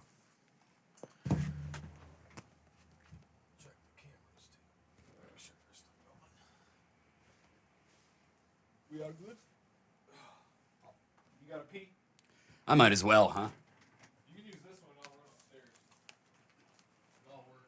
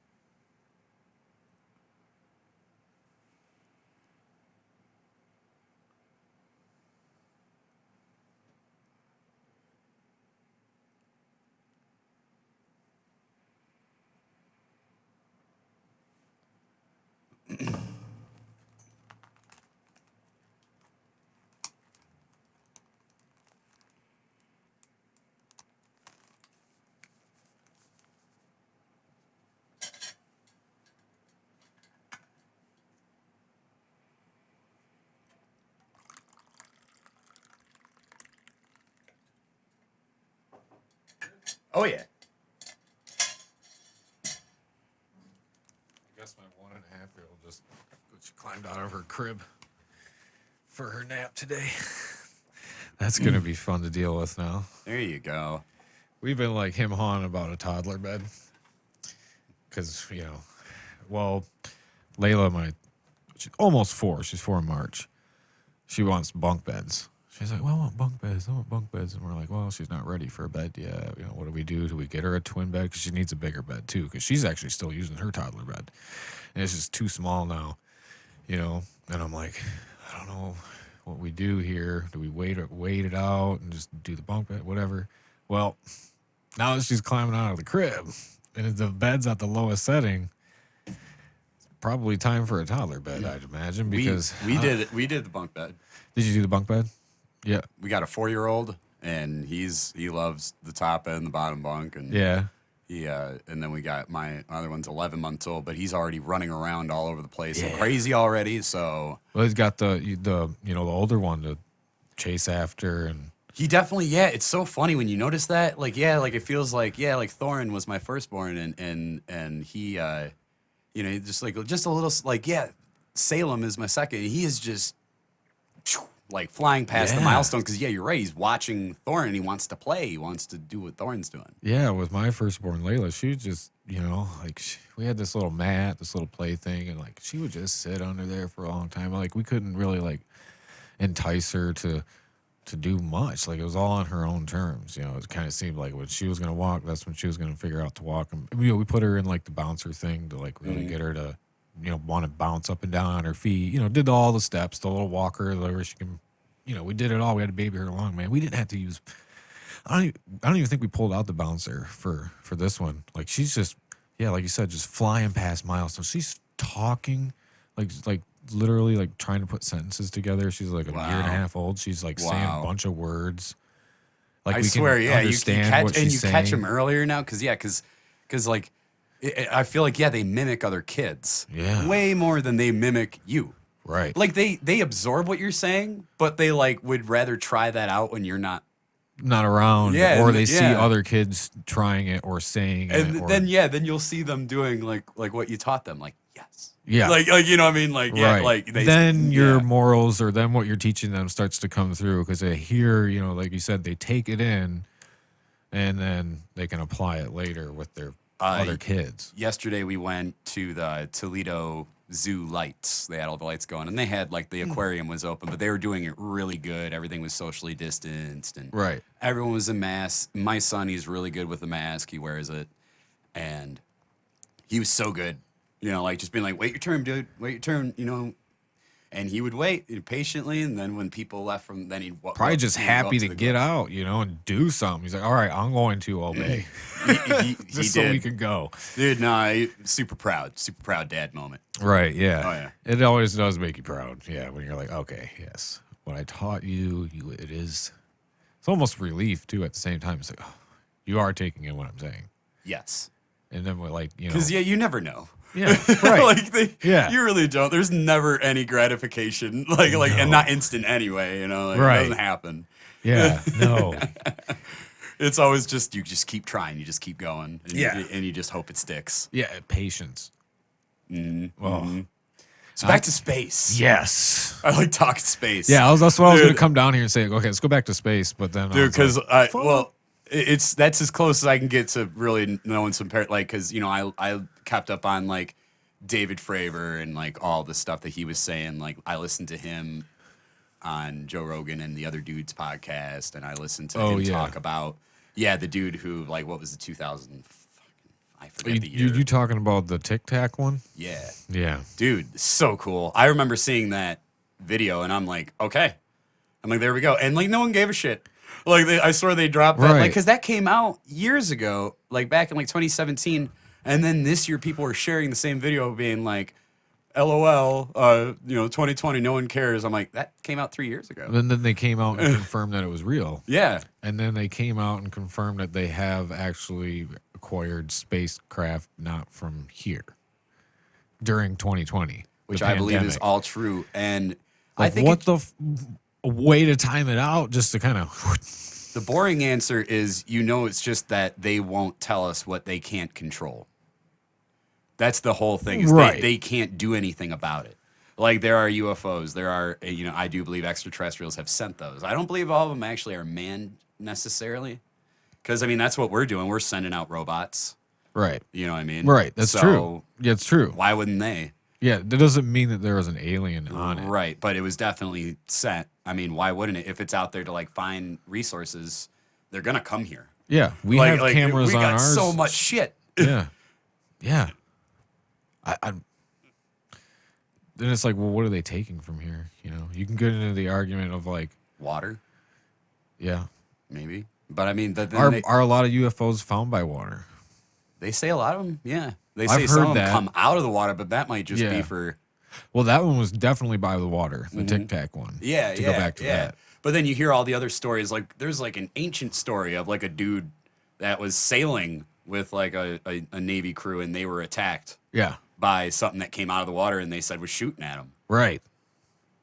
The fuck was Well, what that? do you That think was of- like way back. What do you when. think of the Bob Lazar one though? I love Bob Lazar. Yeah, I believe him. Yeah, I'd believe that shit too. I believe him. I mean, the dude. I mean, especially when you watch it. Did you watch that one or did you just listen? Well, I think I probably just listened. Okay, yeah, I did both, and then you're like looking at him too. You know, that's why I like in person stuff because you can just get better feel of like whether someone's being genuine or not. You know, and that dude seemed like he was. I And- did and watch. I it's- watched his documentary on Netflix. Okay, you. I did watched watch that I watched. when he 20 brought minutes him of the it, and I didn't diagram get of to the finish it. hand thing that he used to sign in, and Yeah. everyone said it was Yep. fake, and the guy literally found like how it works, and he's like, "Holy shit, there it is." Yep. And that was like, that's an authentic moment of there's no way this is fake. Yeah. Because the dude, he didn't know it. Bob didn't even know he had it. Bob was like always talking about it. He went, holy shit, there it is. And then Like the two like it was how he was in the newspaper for building that fucking rocket bike yeah. thing, but yet he never worked there. No, never here. Well, he proved all that, didn't he? He was able Yeah. to prove all that shit. Yeah. So But, he's like, the it's just classic like- story. Yeah, exactly. Is it? I want to say like They tried to wipe his life out, like Classic. he didn't exist, like a Men in Black, but without the thing. right, and that shit is, I believe that shit. I believe that they did do that shit to him, because it's just it's not our fear, it's the fucking government's fear. They're afraid of losing power, so Yeah. that's why they won't tell us, and they use the excuse that we're too afraid to know the truth. It's horseshit. Yeah, They're too afraid to tell us. right. Because they can't do anything about it. They can't But stop are they it. too When afraid we because lock of onto a- them, they cancel you out. When you fucking anything you try, they can just turn you off. Right. And they don't try to kill us, they just disarm us. So what is it's like they are afraid of though? Because are they afraid of like a mass panic? Well, that's their excuse. That's their excuse. I think they're just afraid that once that everybody will just say well, there's a higher power now, like fuck you guys. it's like a classic like abusive relationship. It's like they won't admit like that they can't but like you need us. Yeah, right. You need us, but we can't do anything about that. Yeah. But so they can't But you admit that. still need us, type of thing. That's yeah, what it'll be. they can't admit it. Yeah. That like and that's like I said, that's the boring answer because it's like really like that's the one answer I believe. Like, it's just they're here, they're coming. I don't think the stories are cool like about like the guy who went down supposedly into like the underground and was shot at by Greys. You heard that story? Or No. there's others like I've heard tons of crazy stories and a lot of them like sound like they could hold merit. They come from like decent source, but it's like I just don't believe it. I do believe in aliens. I believe that they that Like, they how have- about the like abduction stories and stuff? that shit I never really believed in any of that shit until like recently because like I heard like stories of like I don't know, some stuff made a little more sense. Like it's not like they're actually like physically like beaming you up or anything. Maybe like actually like kind of just Yeah. putting something in your mind or something like that. But then you got like Fire in the Sky. That one movie about the guy who like the famous story Travis something I'm not sure. was his name. He got abducted. That was like the famous story where he goes out, zaps him. They all hightail it out of. And there was a whole movie on it. It's a pretty fucked up movie. But I don't know. Abduction is weird for me, but I Yeah, could the whole see- I could beaming, like see you it. said, beaming up. Like, Yeah. I'm Yeah. going, no, I don't know if that's happening. Yeah, No, I I don't think it's know. more of like they see you, and then it's like more of like a beam to your mind, and then you kind of just are kind of dead to the world for a little bit, and that's when you're like, you know, maybe you're like, seeing yeah, all like- this shit. Maybe you know, or maybe they're there to you or something, like more to that effect. You're not getting beamed up into a spaceship. I don't think that's Right. happening. Or But maybe, maybe like, you can something- see what's in the spaceship Maybe because they something hacked like- your mind. Without time, though. What if it's just like something like in the moment where nothing's happening here, but it's like an interdimensional fucking quirk. Oh, like time where like stops. you are actually, they do have you for a while, but as far as we're concerned, you just stood still for like a split second. Right. Yeah. So when you come back, yeah, it's almost like, yeah, you were just kind of staring off for a second. And then Right. the whole like movie cliche where they're like, Brian or whatever. Yeah. That was the first name. Brian. Brian. Yeah. Oh, yeah. Yeah. Yeah. Right. Yeah. We should do that. And then like, she walks away and it's like, whoa, as he's staring out. And then it's like, then they say like how they have to have clocks faster and shit, like on the ISS. Because like actually they are going fast, so time is actually like fucked with just by the speed. Oh, you're right. Like all that shit, I'm too dumb to explain any Yeah, of that. no. But the fact that like when I was here listening to that and that is a thing, I didn't know that they actually do have to adjust the clocks on the ISS because Really? they're going so fucking fast that it actually like time is. Yeah, it's That's fucking crazy. Yeah, it's fucking crazy. And like, Dude. and then, yeah, and it kind of put such a damper on things. I've been doing a lot of research. I have a lot of time. I'm on an assembly line now. So I just listen to shit all day long when I'm on the line. Any like good documentary, I just listen to it because you don't have to watch them. Right. And I was listening to all that shit and like, yeah, it puts a damper on like a lot of like my sci-fi because it's like you are suffering from so much radiation damage when you're in space. Yeah. Like it really fucks you up. Yeah, dude. Oh, yeah. You're Like you really can't even. Yeah. It's, when you get out of your spacesuit, like you're gonna die right away. But say you could live, you just die from the radiation. It's fucked up. Like I never thought of it like how heavy it is, and it is because they're like Because really. the sun's like right out there, dude. And they're Like there's saying, ain't like, nothing stopping it. The dude's DNA. There's no ozone. Wasn't like the guy who spent like 217 days up there. Like his DNA was Changed, altered. altered. Like, Yeah, altered. I what think would be the a better term. fuck? But yeah, yeah. from radiation poisoning. Yeah, you can't be up there for too long. That's why it It's gets. such a bummer. That's why when they do have problems up there and they can't come back right, like it's really fucking crucial that they get that shit fixed because, you know, they can't be up. Well, within a certain amount of time. Obviously, it's crucial to get it fixed. You have to come back, but in a certain amount of time because yeah, they can't be up there for that long. They like start losing weight. That's why they gotta like work out when they're up there. You have to work out, even if you don't work out down here. When you go up there, you gotta work out. Right. No, yeah, because of the bone loss. Yep. The bone You're losing loss. like 2% of bone loss a day. Something crazy. Yeah, like, dude, it's it's fucking crazy. Like, no, What not the a day. That's way too much. Dude. You'd be gone in Yeah, a few you'd days. be gone. You get fucked, dude. 100% bone loss. And You're sitting there, you're deflated. You're just like, it's Stay 14, dude. I'm fucked. can we get back to Earth? Well, they can't just regenerate your bones, bro. You're fucked. Ugh. Can you live without bones? Maybe. Just call me Flubber.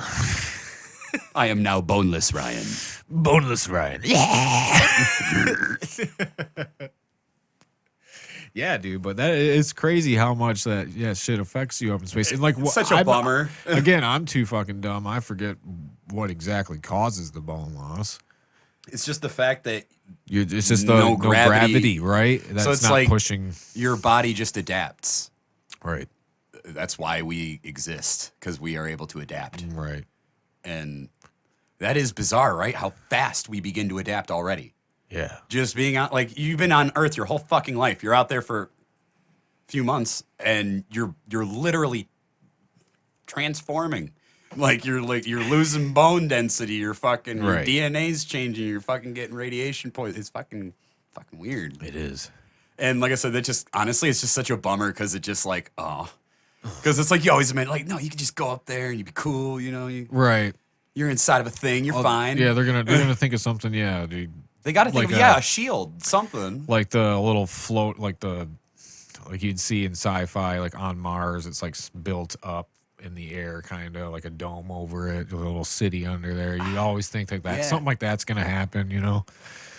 But then you'd see the series like one of the last TV series I watched, which was a while ago, the Under the Dome. You ever see? Nah. No? Yeah. You never watched it or heard of it?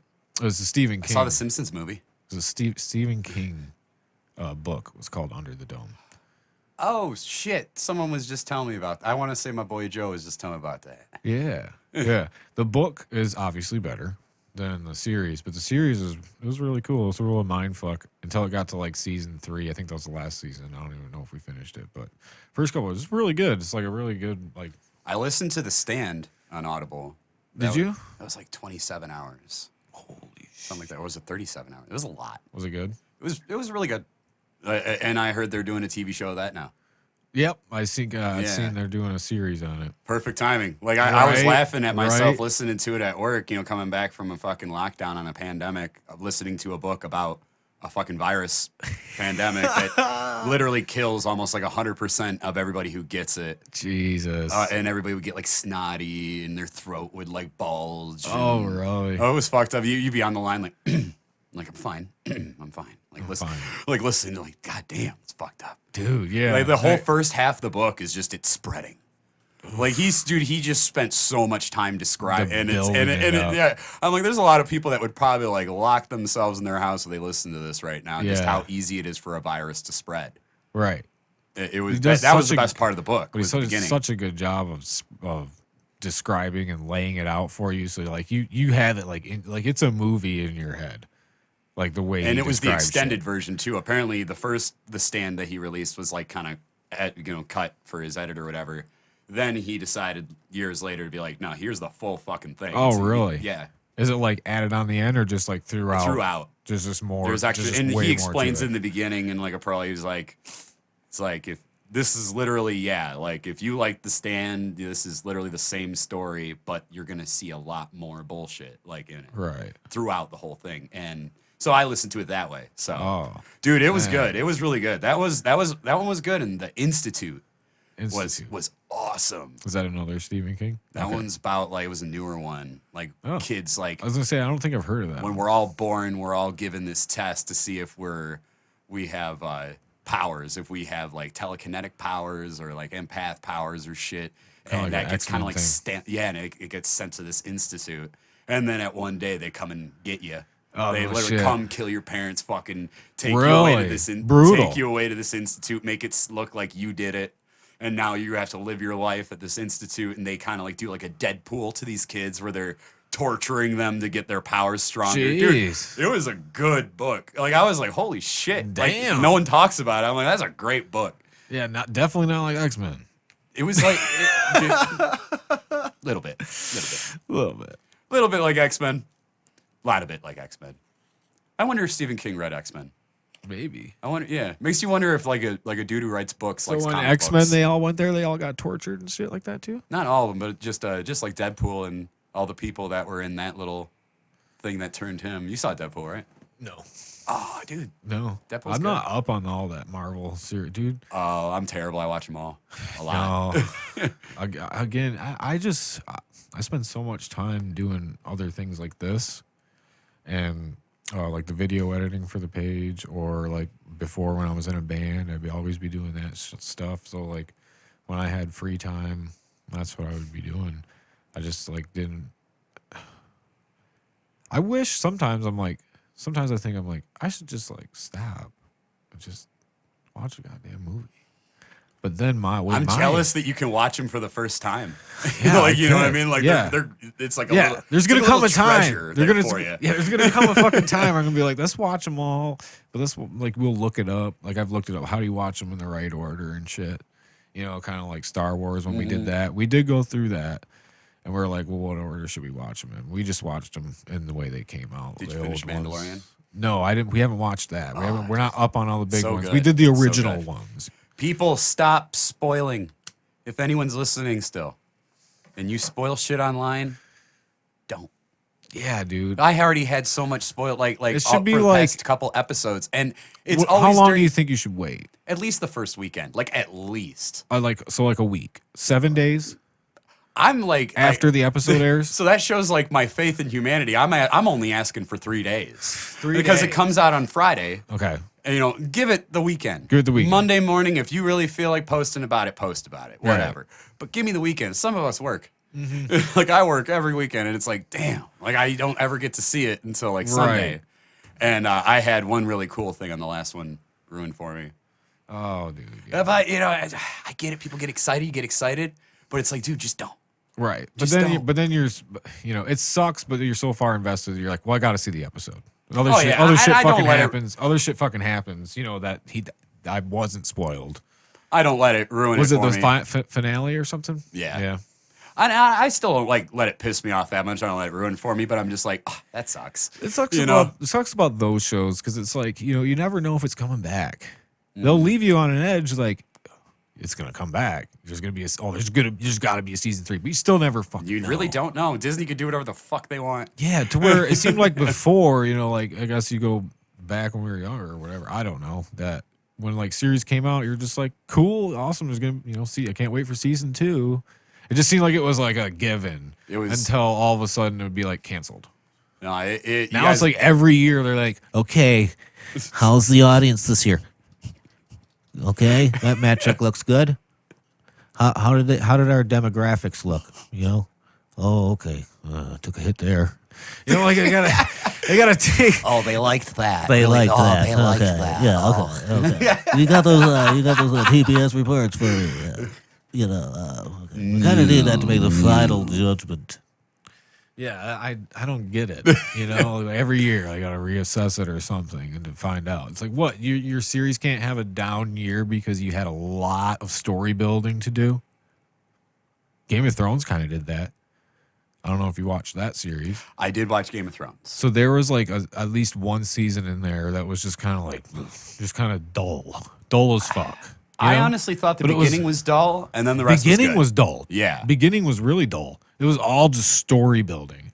But I liked everyone, but there were some of them that was just like, there wasn't a lot of action or whatever. I thought it, and honestly, everybody bitched about it. I don't know. Maybe I was fine with the whole thing. I liked it. Maybe, I don't know. Maybe I'm just, I don't know. The guys always joke. They're just like, you like everything, Ryan. Like when it comes to like my opinion, like, I do. Like it doesn't take much. I'm like, oh, that's awesome. A consumer. Yeah, I enjoy it. Like, I'm entertainment. not gonna go out and do these things, so I enjoy it. And it's like, maybe that's not how I would have done it, but awesome. You know, Game I of feel the same way Thrones- about the new Star Wars. I honestly Yeah. I enjoyed them. They're not the greatest. They're far from it, but they're still good. Right. Whatever. I enjoyed it. Yeah.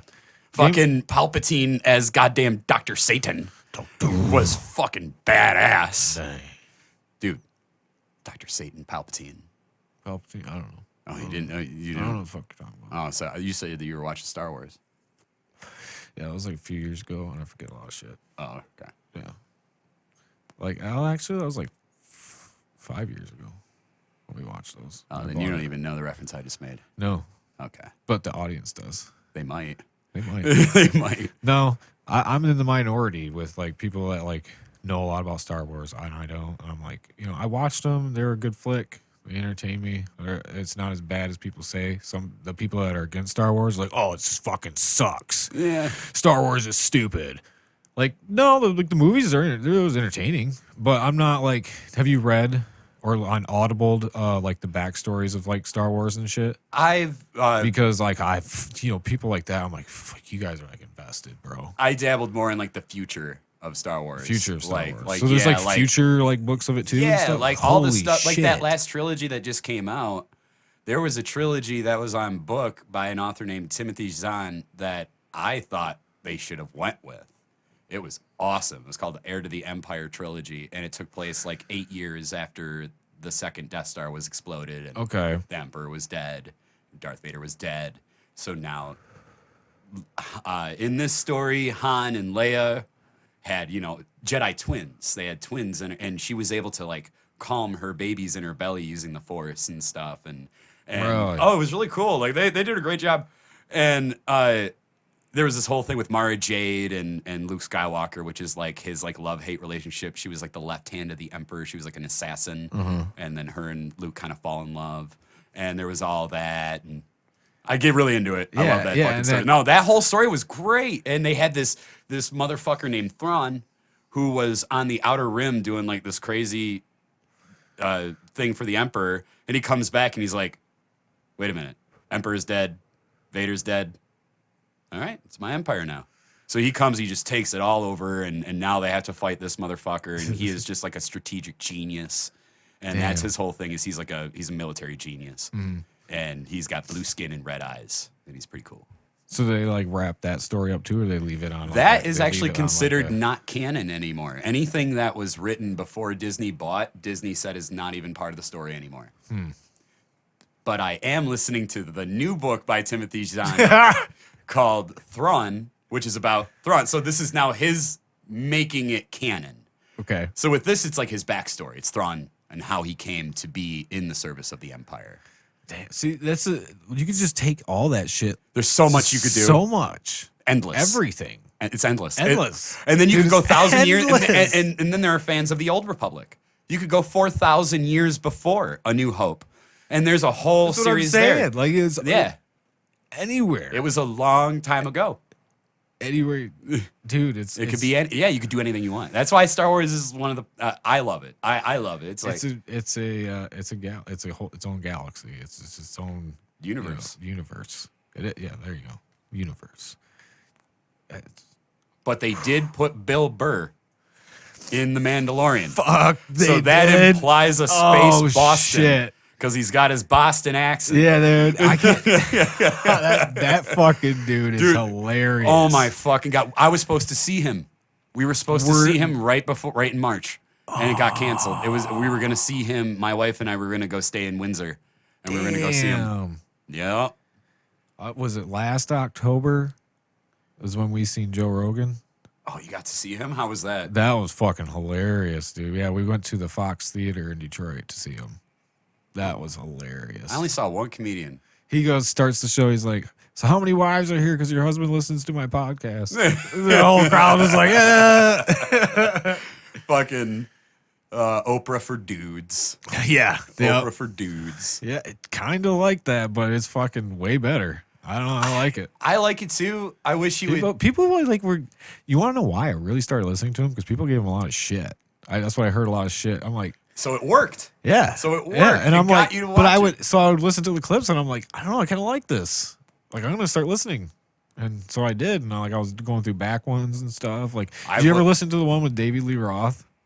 Yes, that was a great one. That was a great one, dude. He like talking about like grabbing his like kayak and like running across like into like he used to everywhere he went he'd bring his kayak and he would like go like fucking kayaking and wherever dude, he found water. Crazy. Like anything that dude did anything like while he was on tour he was having adventures and shit. Yeah, that's what he said. He lived it up. He did. It was the David Lee Roth lifestyle. I gained a lot of respect for him after that podcast. I did too. I honestly did. Yeah, there's a few people that I was like, I get it.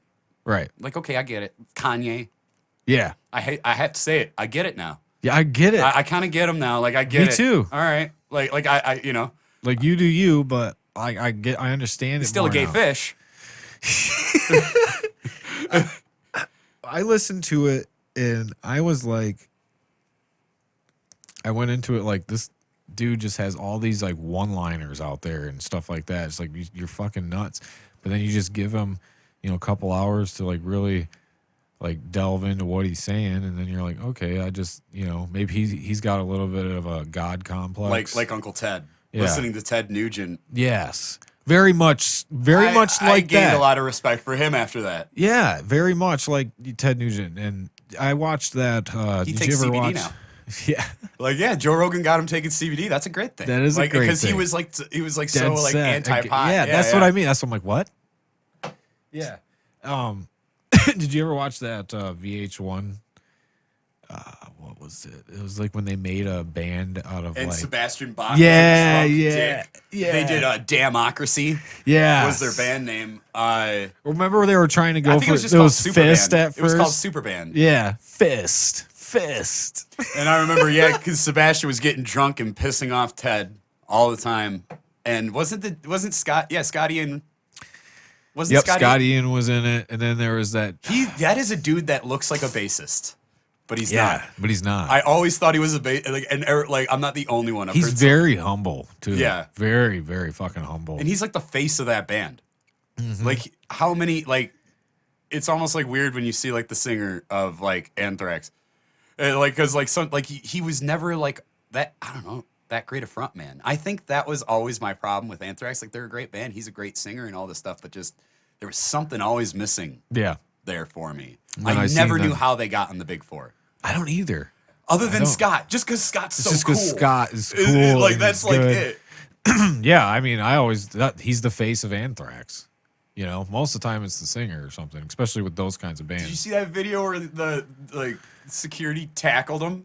No. Tackled the singer Of Anthrax? of Anthrax No. because I guess some guy jumped on stage and the He security looks- gets up there and they just jumped him and started beating the shit out of him Because they And thought it was they didn't think. Scott had to grab the mic and be like, apparently these motherfuckers haven't been paying attention the last hour, and they Well- just jumped the lead singer of the band. Honestly, when I seen them live, you know, I've never been a huge Anthrax fan, and so I was like, oh, you know, they're gonna be there. I'm gonna catch their set for sure. You know, they're one of the big four. Yeah. And like I seen the singer on stage and stuff too. And I'm like, he just doesn't look like he should be in this band. He doesn't. You know, he doesn't. He's got the voice. Yeah, He's but got the chops, but he doesn't man, look like it. no. He looks out of place. He does. You know, so what I'd known of Anthrax was the music from listening to it and Scotty. I mean, that's what I knew. And I'm like, he's the fucking, he's the singer, Yeah. the vocalist, this guy. That was weird, but That was I got my to impression. I got to see the ass end of their set at Pine Knob, and that was when Motorhead was there. Forget who else was there. It was kind of a lost day. A lot of time there is a lot of pre-gaming and a lot of I don't know. A lot of stories from Pine Knob is lost days. Like Yeah, like I don't know. the whole hill is just full of smoke. What is the most like train wreck person you've ever seen at a show? Like, Oh, is that? I think it was it the Knot Fest when we went to? Oh, some chick, man. She was on the hill and she was going up to everybody trying to get them to like mosh, and they're like at points when there wasn't even music going, and just like there's like kids around, and like she didn't give a fuck, and she's like swearing at people. she like a big girl or No, not No? a big girl at all. So I mean that was good, you know, kind of get her away. So I'm like, and I had my daughter there. I think that's what it was, yeah, because I had my daughter there. She was only like 3, or yeah, about 3 or 2.5 or something when we went. Whenever Knot Fest was, and yeah, I was like, that's the most drunk I've seen, and it wasn't even the fucking end of the night yet, and she was just fucked up. I know it's not a cool story, but that's the most drunk I've seen somebody at. I got 2 stories. The first one's not a good story. The second one is. First one, going into Ozfest, and I see this dude just leaning against the tree, and then he just turns, slaps his back to it, slides down, and passes out. Damn. I walked by later on. He was still there. Still like it was there? getting dark. Oh And shit. he's still there. I'm like, bro, you like all Ozfest, you slept. So that's not much of a story. Dude. The other story. That sucks. So I walk in. This isn't much of a story either, but it's a better one. Remember when Harpo's had the perpetual pool of death? The pool of death. No. In the boys' bathroom. Oh, because it just It was kept. just always water. There was always Yep. water in the front. And that's where they have the stalls there that had no Yep. doors with the Yeah, shitters. I know the bathroom. The first stall. Here's my man with his pants in the water. Oh. Underwear in the water. Oh His no. face in his hands, just like this, sitting on the shitter. And I'm like, no, bro. Like, I don't know this guy. Yeah, But but I you're just like- stop. I'm like, bro, no. Oh, no. I'm like, you can't pull those up. I'm like, oh, Oh, what are you going to can't. do? I'm like, oh. And I was young and I was hammered. And I was, Yeah, and I that's was why just you're like- asking, because you're hammered. I'm like, oh, no, what are you going to do, man? And he didn't even respond to me. I'm just like, oh. And I went. I took a dude. whiz and I left. Yeah, dude. I'm like, bro, what are you gonna do? Just took a whiz and I fucking left. Yeah, if he's not responding. Oh, dude, yeah, you can't pull those up. You die. I never You would seen. get every single STD known to man. I didn't see the pool of death when I was there, but I know that as a band, we got there, nobody had been there yet, and I go into that bathroom and my feet was all over the floor. Knock on wood. I'm like, nobody's been here yet. Knock on wood. Ruz has it a lot better now. There wasn't the perpetual pool last couple Yeah, times. at 'cause least. we got to play shit. My guy's like Aaron. This is his first band in Asylence, and the other guy's like, Alex. He was in Sordid Circle for a while, and they did a lot of shows and stuff throughout the years. So he's no stranger to doing shows. And my bassist is pretty much his first like big band that we're trying to like do big things with. And so I was like, you guys want to play Harpos? Like this was like a couple years in, and they're like, you can't play Harpos. I'm like, with a can-do attitude, fuck yeah, you can. I'm like, this guy named Rose. So I looked at it, I'm like, how do we even? I'm like, all right, Harpos at yahoo.com. I'm like, hey, Destruction's coming up. Can we open up? And he literally just got a message back immediately, like, sure, can you sell some tickets? I'm like, we can try. Like, meaning like no guarantee. Like, and he was like, all right, do your best. And he mailed them to me, and we opened for Destruction, Warbringer, and Jungle Rot at Harpo's on Memorial Day. Oh, nice. We sold all 30 tickets. On Memorial Day, a big camping fucking... No one was there. Really? Not a soul. Like, there was, like, maybe 20 people. Maybe. Like I said, it's a big fucking camping out of town weekend day. It was a big... Yeah, it was that. And it was when... This is, like, right when he really first started. I want to say we were one of the first couple shows he did, like... I think he had... I can't think of their name. Puddle of Mud. He had Puddle of Mud on there. Oh. They played one of his first shows, I think, when he took over. And then, then we played that. Did they actually play? I heard they played. I heard they did a good job. I want to say Kelly Tucker did the sound for that, I want to say. Oh, yeah. Shout out. R.I.P. Yeah, R.I.P., brother. Fucking. Should I just do this for the rest of the podcast now in honor? We're going to do pillow talk. Oh, yeah, cup the mic. Don't cup the mic. Yeah, first time I met him, I didn't get to know him very long, but the first time I met him was at the Brews and Booze Fest. Mm-hmm. Yeah, dude. He's the kind of sound guy that I liked. Immediately starts talking shit, and you're like, okay, all right, I got this. This is cool. We can vibe now, because now I can talk shit back to you. Hell of a guy, man. Yeah, he was just a real nice fucking guy. Hell of a guy, man. No, he did our sound for us a couple times. We had him come out to the Maidstone to do sound a couple times, and back when I was in a little like heavy metal club called the Metalheads. Technically, I'm still in it. Technically, it's still kind of a club. We just don't meet up no more. But he was in that for a little while. That was when I really first got to know Kelly. That was when he was playing guitar for I'm terrible. I can't remember the fucking name. But that was the band. That was the band he was in at the time. And that's how I met him. He was a good guy, man.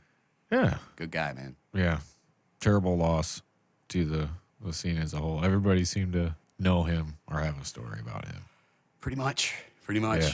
Nah, like I got to see him after because he was doing sound when we did our EP release party. We were at the Diesel, and we just wanted the main room. So he had the other room. So Kelly's doing sound for Sponge. Sponge played the other room, and all these drunk Karens came. Just busloads drunk Karens come in. Like, all these fucking boomers just hammered at this Sponge show that Kelly's running the sound for next door. Right. And we're doing our thing, and we got this new sound guy who sucked ass. Yeah. And shout out to the sound guy who sucked ass. You told me it was your first night. Yeah. But you still sucked. Anyway. Hopefully you got better. I'm sure he did. I had plenty of time to practice. With a can-do attitude. Yes. But no, we did the show, and the show was great. But what was so awesome is we had a great turnout for that show. For our EP release. That was February 22nd, was a Saturday. And we had a great turnout, and then, like I said, all of a sudden, all these drunk Karens just started spilling into our room because they came in. Half of them are horrified by what they see. We got Pestilent Age. We got the dudes from Absorbed with all their fucking runes on their face and shit. We got Arch Thrones playing, and we got I'm the biggest dick ever. Black Heron. Fucking Black Heron. Yeah, they're coming back. They're making a big comeback. Those guys are fucking pretty cool, man. They just got a new singer. I seen that. I like their style, man. They're like, They everybody loved them. Like when they opened up the show, like everyone loved them. Like it was all heads were Everyone was moving. It was the perfect starter band. Like, So do you for us think that with night. black hair in there, you think they're just like, we've made it this far with the name, we can't change it because everybody says heroin. or thinks heroin. Yeah. Well, I mean, I like the it's name. a bummer. I It's like a little. the name, but like as the band, though, that's what I think. That's what I'm like. Oh, I wonder if they just are just gonna just keep chugging away with it, or eventually change it. After the Minor. That was another band. After the Minor was like one of those like on the name. Right. Yeah. Yeah, like and like I got the point. I understood what it meant. They explained it, but Right. I always was After like, the minor. Yeah. Yeah. I don't know. It's just one of those things where you're like, yeah, it's good, and then it's not very PC, bro. And then like we went with Death Abides, right? And again, I'm not a big movie buff, right? And I see movie, I fucking forget, and all of a sudden somebody was like, "Oh, Death Abides, like the dude abides." See, I didn't even make that fucking Like connection. the Big Lebowski, right? And I'm like, "Fuck." I didn't even think of that. Well, a lot of people said that. That's And I'm just smart. like, fuck. I'm like, I really like the name. But now people are like comparing it to this movie reference that's funny. I don't want to have this funny nature to it, you know what I mean? Like, oh yeah, Death Abides like the dude abides, right? But again, so I had that. I was like, I thought it was a great internally, I'm like I having love that the- struggle. I love the fucking flag. Oh yeah, dude, that was so sick. Slamirta made that for us.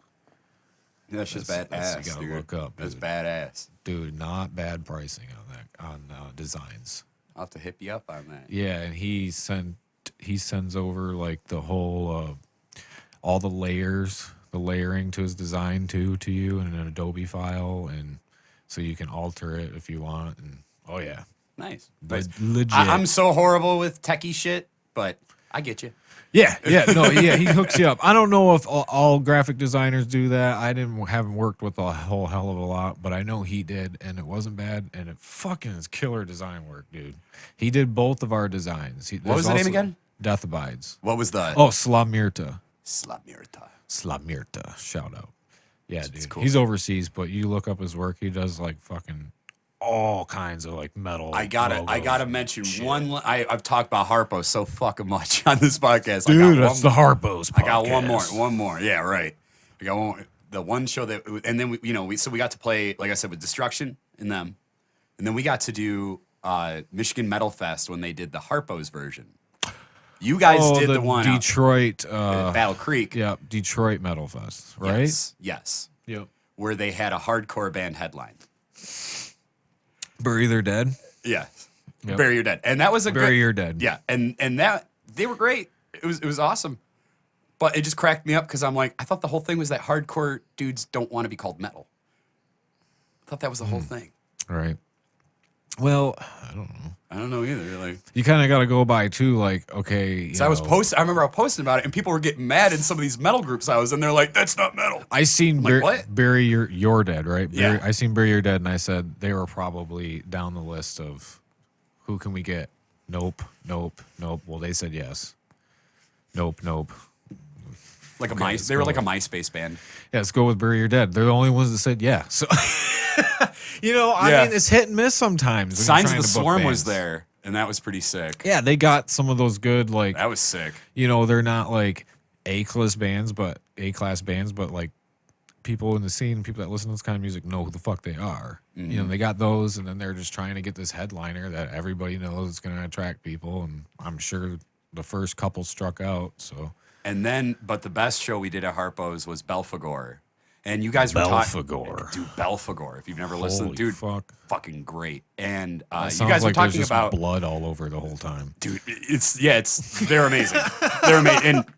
And they're just black metal, they're so evil. Yeah, The guy that's just, what I mean. like- Sounds like fucking blood. Detroit. like, Really? like, oh yeah. Oh, it was Dude, is he awesome. wearing like a Baphomet the whole dude, time? Like, no, but I'm telling you, dude, like the most professional fucking band I've ever goddamn seen live. Like we did our sound check, and then the band after us was Panzerfaust, and they seriously took, I'm not even shitting you, like an hour and a half to fucking sound check. Panzerfaust did. Holy Because this shit. guy, like, he had his podium was his gig, and he had like all the different shit he was fucking with Yeah. for his voice and Okay. stuff. Oh, like okay, alternate. I don't know. Okay. I don't want to talk shit, but I will say I was like, God damn. Holy And, shit. and then I'm sitting there with Aaron, and I hear Belphegor. I'm like, oh, dude. I'm like, they're playing. I'm like, this is the new song. He's like, they're sound checking. I'm like, that's them playing it right now. Like it sounded like perfect. Yeah. Like I was, oh, dude, it was so good. And then like, dude, did their you show. get to go watch them like play it? And then I watched it at the end of the night, of course, when they Oh, played. you my didn't get to God. go watch their sound check? Though? Oh yeah. I was Yeah, sitting, yeah, I was hell just sitting, yeah, I was just sitting dude. there watching. Like, Isn't you that gotta the be coolest shitting me. shit? Isn't that the coolest shit? Getting to And see those bands? Cryptopsy was there. You guys were just talking about Vox and Hops, Cryptopsy. I got to stand and talk to that dude for a while. I was talking to him and Dude, Don, that's cool. Don Slater from Battlecross. Me, Don Slater from Battlecross, and the singer Cryptopsy were standing there talking. I'm just like, I'm not worthy. Yeah. like, Do I belong like, I really thought you had a very fine set. it was brutal. But dude, no, it was that dude's got a lot of tongue work. With his The Cryptopsy, he's Yeah. like as Oh, he's like- screaming, he's like his really? tongue's going like crazy. Okay. Like the whole time. Like I wonder if that's just a habit thing or if it's helping him make the sound. It must, you know, because I listen to his podcast and stuff, and he talks about vocal style and what he does, and he's always talking about how he's always trying to change it and this and that. So I think it probably has something to do with that. Right. But it looks silly. Yeah. I mean, but in a cool way. Don't get me like I'm not making fun of him. But Yeah, well, it he's making stands that out. brutal ass I remember, fucking noise. You know what I'm saying? Yeah. It's not like, oh, it's just another metal. He was doing this thing with his tongue. It's like weird, but it's like, Yeah. but I remember that. Right. Kind of like, yeah. Yeah, adds to the show Yeah. almost. He's all evil and his tongue's like, yeah, you know, like, yeah. You're like, holy fuck, dude. What the fuck is going on here? Dude. You know? I don't know. I like that band. Like I said, that's what I said last time. I'm like, that band is cool. That really kind of pulled me more into that style. Of Like that would music. be like, yeah, like tech death is what they like. Cryptopsy, I thought was like kind of like their Canadian tech. Is what I always thought that was supposed to be. I think you guys were talking about it, and I was listening, going, "It's tech." I liked them because they do got some parts where it's like kind of a little bit groove oriented too, and it's like I gotta have some of that. Like I could see people like Obituary is really liked, but they're really fucking simple. A lot of their I never got stuff into is, like- them. A lot of their Obituary is stuff one is of those weird bands that, yeah, I But guess. like I can get into it, like if they're on the bill. Pick an album, yeah, I'll bet you I'd listen to it and enjoy it. But yeah, I Right. never like, sorry, I'm talking back there. Yeah. No, I never really got into it. No, I mean, but they're a band. You know, what do you call them? Because I've heard them called death metal. Yeah, just death. I would call Is that. it just yeah, death? Yeah, So not all death metal's fast. nah. Like What's they a even more famous version of death metal that's not fast? Band that's not fast. that's not fast that you would call death metal. When I hear death metal, I think Yeah, like blasting. I guess you know. I guess you got me there. I guess they're all pretty fast, aren't they? They're fucking fast. Yeah. But I've heard them called death metal. Yeah. And they have double bass, but it's more like digga digga digga digga digga digga digga digga digga digga digga digga. You know, it's not like But like you always hear like the death ballads though, the slower tunes and stuff Yeah. like that. How Slayer did with kind of like Spill the Blood and you know different you know. I don't know because I know that what Cannibal Corpse did like they live, they thirst blood. But I love that fucking band. Yeah. Dude, that and so like some of the so like I've heard some I'll agree with you, like a majority of it is fast, but I could see, I guess where my mind goes is I could see a band not be sludge or anything, but could be slower. can't they and just still be like considered heavy death. metal? I suppose. I don't know. I kind of like subgenres. Like I like when I see, like hear people like, "Oh, we're just metal." I'm like, I guess. That's like I don't know. Like I used to always describe our band as heavy metal with groove, or I would say groove metal, Groove metal. It would which I would say is like Pantera. Pantera, Lamb of God. that You would new, say Lamb of God new is wave groove metal? A little bit, I'd say. Well, yeah, I've heard them called what? Because when you listen to it, it's American like, heavy metal. It makes you do the yes. Yeah, it makes you do that. Yeah. That's what I like. That's what I like in music. I want to make it like feel like I'm like. But then going, you hear bands like yes. August Burns Red do shit like that with Christmas music. You'll be listening to like they did like the new Christmas album, Right. but all of a sudden you're Yes. like doing this to it. But Like, then again, I like bands. It's like the what is it? The Crash or the China? Have you China. ever heard of 12 Foot Ninja? Yeah, only because Jose Mangan's on their dick. I don't know nothing about that, but I like. He's the dude who runs Liquid Metal, Okay, Sirius Satellite, dude, I love that band. Sirius XM, Sirius XM Radio. Liquid Metal. Introducing Ryan No. Lang with no E. Asylence. Arrows for Christ. Premiering now. Sirius XM. Maybe later. Tim made a plea. We'll make a plea for you. Please, Jose. I take back what I said. 12-Foot Ninja's awesome. No, They're my favorite band. Please play more Puya. Please. I need to that's- hear more Mexican metal from 20 years ago. But that's like, obviously, you just what is it you don't like about them? Is it because they go into all that crazy shit? You don't like that or not? It's just eh. Yeah, just I meh. like it. Like, it's cool. I like it. I think it's Where it like really goes into like a fucking salsa. cool. Yes. Yeah. I like that. It You don't reminds, like it? It reminds me of Dude, like. it's so cool. You ever listen to Slightly Stupid? No. They were like a Sublime band, but better. No, I never listened to them. They're not bad. But You ever listen to I included- Rustled a Bear once? I did. I used to. I think I had only They one did of their that albums. shit too sometimes in their songs. Now, far less often, but they would do that shit. Like they had Yeah, it was some just like, go out, break out. Yeah. It was just like I going like this, that this weird shit. like little elevator music part. Yep. Or like a breakout and like some country honky tonk shit. She was crazy. Yes. I haven't listened to much of their new stuff after. I didn't even know they had new shit. Yeah, there's a new shit because they have a new singer, obviously. And yeah, I haven't listened to a lot of it, but yeah, I like that crazy fucking break off.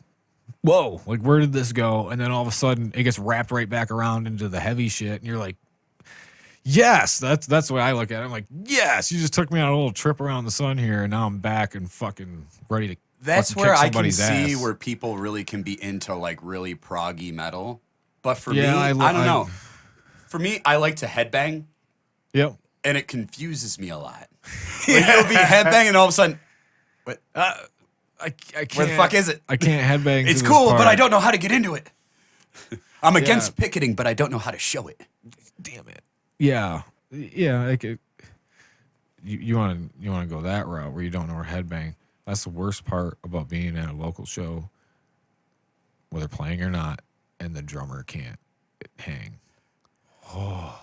I've only That is seen the that happen. worst fucking. It's so brutal to listen to. You're like everything's like you should have been there. You should have been there. You should. Well, you're a drummer. There. Yes.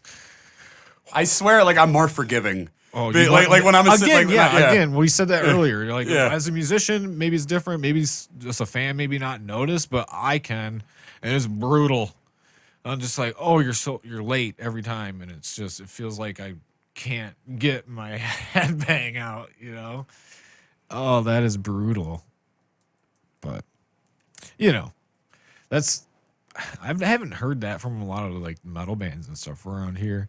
Only time I've really experienced everybody's that. pretty goddamn solid, man. Everybody and is. everyone's kind of doing their own thing, and that's what I really like. Like if you're in a metal band around here and you're late like that, you're not gonna be in that band for very long. That's mostly like just a bar bands or like like some lighter rock music where you're just kind of hitting the 1-2 and then that 1-2's late every time. And you're just like, oh man, But yeah, especially the way the metal bands are trending around here too. Like you gotta fucking keep up.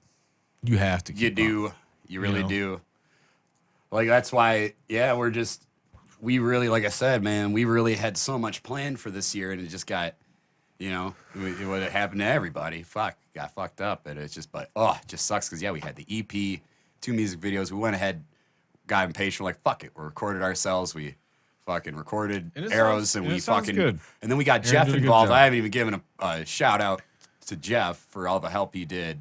Abstract Eclipse. There you go. With doing that. Oh my god, dude. You know, he's been around. Everyone, you know, a lot of people know Jeff. And it was just he was so on board, like right off the bat. Like he was hungry for it. Like it was really cool because he was really just starting out, getting this going. This was like one, you know, he did one for he was in the group Arsenic Tea Party for a while, and and he did one for them, and I think he's doing one for his band, Sleepless Malice. I believe. Okay. And so I don't know if I'm early on that drop there, but I don't know. Maybe. I don't know. Maybe. I don't know. Maybe they're not. I don't know. But either way, all I'm saying is, holy shit. Did he work with Pestle and Age too? Yes, he did. Yes, he did. And Aaron's been helping out, doing some photography and stuff like that, helping Jeff on the set. So I was supposed to kind of help him out with the project and stuff too. Yeah. Now Aaron has something of his own going too. Is he the one that does that local guitarist? Okay. Yes, yeah. he does that local guitarist, and with that, he's been doing photography and stuff like that. Awful. I forget. It was Mill Road Memories. I think is his photography business he just began. Mill Road Industries, his photography business. Okay. Mill Road Memories. I think you said industries. Oh, I could have heard it wrong. I meant memories if I said industries. It's good weed, you know. It's good weed. It's good weed. Yeah. So Mill Road Memories. I'm gonna laugh. It's probably so wrong. It's probably fucking just check out Aaron at that local guitarist. Dude, yeah. You there. You can find everything. Yeah. Yeah. No. Yeah. That's. I've checked out a couple of the, you know, he did the one, just the recent one too, with Justin on there. Just the reading of it, you know, kind of made it a little spooky feel and stuff to it. With him reading aloud, that's cool. I like that. I'm such a dick. I haven't watched it yet. He's only asked me like a couple times to watch it. I haven't fucking watched it yet. I'm such an asshole. Hey. I'll hear from him later now. Yeah. I'll wait till he watches this. It's cool. You'll watch it before then. Yeah, I'll watch it before then. I'm like, I did now. But I did right after that. Yeah. Oh my god. Yeah. No, that's. I like seeing other people, you know, starting stuff up like that too. It's like, you know, you gotta do something with COVID and all the bullshit. You can't play shows and. Pretty much, yeah. We all miss shows, and I'm not gonna sit here and talk, you know, because I was, you know, like I said, I was listening to what you guys were saying before and stuff. I'm not gonna like, you know, if the bar wants to do it and you want to do it, go for it, man. Like, you know, I'm kind of in that, for like playing shows. Yeah, I'm in that boat too, where it's like, hey, man, if you don't want to go, don't go. We're certainly not encouraging it. Because we had Jungle Rot set up for this summer, and then it got canceled because of the lockdown, and then it got rescheduled, and I was like, okay, well, you know, if this will happen, we'll do it. Yeah. And then that got canceled, and we're like, we're done. You know, we'll just wait. That's what annoys me the most is people, like I got sucked into a little back and forth the other day. I try not to get sucked into that shit. It happens. But I'm never trying to be a dick. And I was actually kind of on the dude's side the whole time. That's why I felt like I had to keep. I'm like, dude, like you're missing what I'm saying here. But people are like talking shit about like venues even scheduling stuff ahead of time. Like that's ridiculous, dude. There are countless venues and big venues, I'm sure, working stuff out, booking stuff. They're not announcing anything. Trying to make it work. But they're booking in case, you know, okay, let's book this show for, you know, May 2021. Cool. We got it on the books. Let's see how it goes. Slipknot has 21 booked, I think. Yeah, and, so, you know. But you have to book ahead in case it opens up by then. And then you're like, okay, cool, we're opened up. We have shows lined up. You can't wait until the doors open and say, okay, you can book shows, and then everybody's trying to book a show. Yeah. You can't just wait. You have to have stuff lined up. This is all so fucking new. It's never happened, you know, to any of us before. So it's like for anybody to get like, you know, to be judging anybody how they're handling is bullshit anyway. Because it's like, who the fuck knows? Right. None of us do. Right. They're just trying to fucking make a buck, dude. They're trying to stay open. Yeah. We lost the Maidstone. You know, God knows who's next. Yeah, now You know? if they're not following the guidelines and maybe they're packing the place and not having everybody wear masks and stuff, and and they get shut down for that, well, then that's their own prerogative. Right. That's a risk that they're willing to take. You don't have to take it. Yeah, and all the patrons too, might I add. And then they're you got, there you know- willingly too. They can leave, but it can contribute to the spread or whatever. That's what I was about to say. I was going to say, like, yeah, you really think that a small group of people outside of the Ritz is going to really, that's going to be the one that tips the scale. Right. That's going to be the one that sends us into a whole. I just don't see it. Well, they You would know? argue it's not just that place; it's the cumulative effect of all the places saying that and doing it. So And then you got the have- stand. Yes. Yeah. Yeah. So then it's just like this bar is saying it here. They're all saying it, and then it just that's what they would say. Is that's the reason why. But if they were all properly socially distancing and whatever, I'm not gonna go to a metal show until I can fucking be back shoulder to shoulder with everybody, fighting to get to the front and That's having magic. that's what gives you the feeling. Like when I went to Orion Fest, and then I was the first time I got to see Metallica over there on Belle Isle or whatever, Belle Island. And he come out, he's like, "How does it feel to be alive?" Just how does it feel to be alive? And everybody around is just like, yes. And then you feel that energy. I'm just like, and you feel alive at that moment.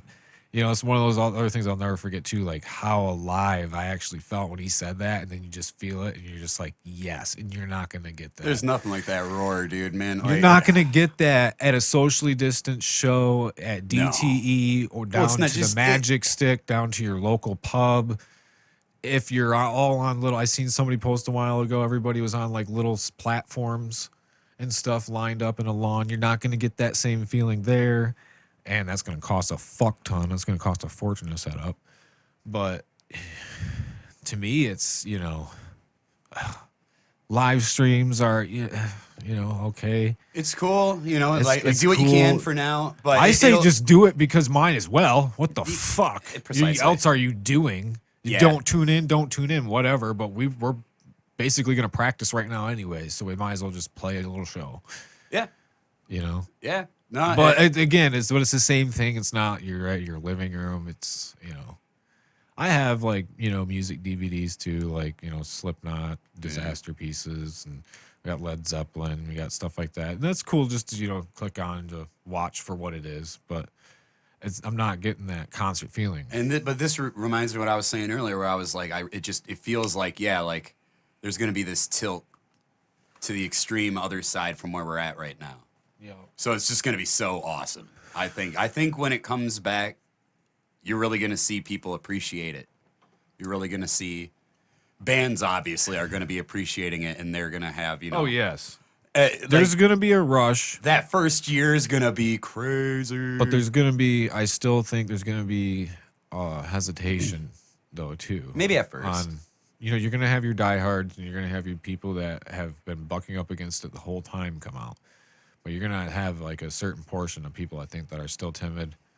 They're, still going to mask up, I believe, when they head out. Yeah. Like, maybe you can go and do whatever again, but I think there's still going to be people who are like, I'm still wearing a mask.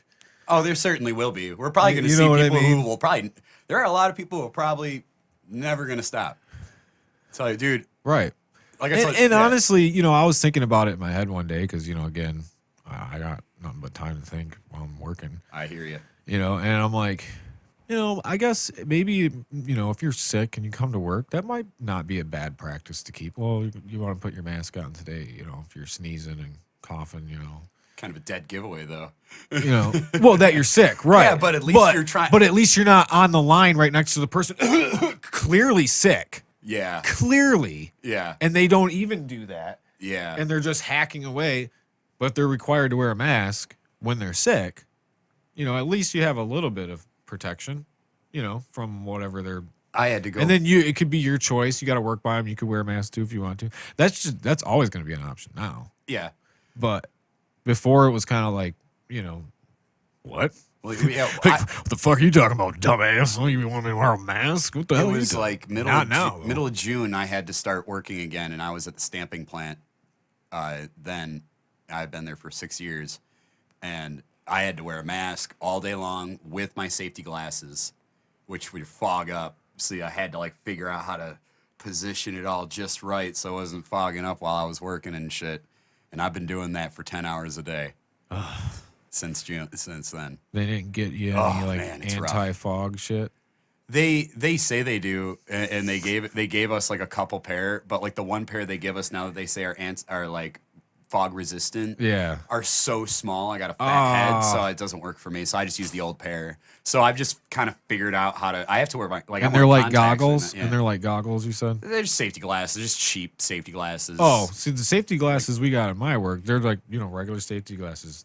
They're anti-fog or fog resistant. They work well, really good. I don't get any fog. I get it depends on like how hot it is in there and stuff like that, but. Man, tell you what, and then last week of August, they indefinitely laid me off, threw me into an assembly plant now, and now I'm dude, it's everything they tell you it is, man. Fucking assembly plant is brutal work, and I'm just working all fucking day. Is it heavy parts? No, it's just never stop. Yeah, just never ever stops. I couldn't do it, dude. It's all day, so that's why I do Audible. I don't even really listen to music anymore because it makes me tired. Like I listen to too much metal on the line, and I don't know why, but like, I get fucking tired. So I listen to podcasts, listen to your podcast, bunch of others. I listen to every stand-up album there is. Talking seems to keep me more engaged and more working than the music part. Same. It keeps me awake, keeps me alert, And I have it in one ear. I can't do both, and so I just have it in the one ear and. A lot of music too. It'll be like, fuck, I need that other. Yeah. But yeah, it just keeps me alert, and I can, still hear what people are talking about. Somebody says, "Hey, Kyle," I can hear clearly. I can hear them instead of music. Sometimes I would be like, and then they'd have to say it a couple times. No, I've already busted out so many books just since. Yeah, I've been thinking about September. the Audible. I've been really thinking about getting more into books. Just like then it's like something. Like you said, what was it? How many hours was the stand? The stand was like I said, like I honestly think it was like 40-something hours. That's a lot of time. Because I originally said 20-something, and I'm like, wait a minute, no, it was like twice that. It was like 40-something. Right. Yeah, and that was a long book. That's like at least a week and a half worth. I was going to say that's at a 10-hour work day. Or 10 hours. Yeah, you knock it out fast. Like within a couple weeks. I only work 4 or 5 days a week. And, right. You can knock that bitch out. Dude, and then you can just steamroll through books. I'm bummed though, dude. At the stamping plant, I got like all my writing done. That's why I had so much more time there, dude. So I was gonna have Justin Allen on, but then shit went haywire. He got a flat tire on the way here. Everything just went to shit. But what I was gonna tell him, and if he does hear this, or I'm gonna share this clip specifically, because I want him to hear this, he needs to have a damn audiobook version with him reading it. With him reading it. Yes. Make an audiobook version. Damn it.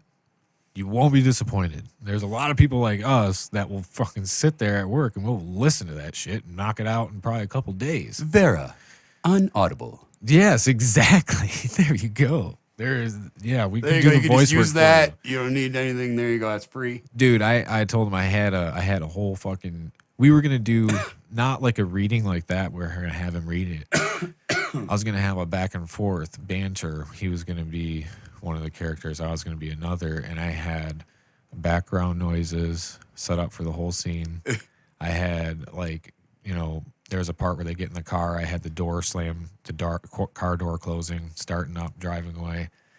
That's Cheech and Chong kind of. But that's what you can put in the audiobooks is all that background. Yes. It gives it more of that. Yeah. You're there and you're feeling the book. You know? I love that. That's what I mean. Star Wars does that. Not just a reading. Not just a reading of it. I get what you're saying now. Yes. No. You don't hear that very often in many books, like Stephen King books. I haven't heard that. And like sometimes like you'll hear like a little music just sort of like just for like a little like a really creepy part.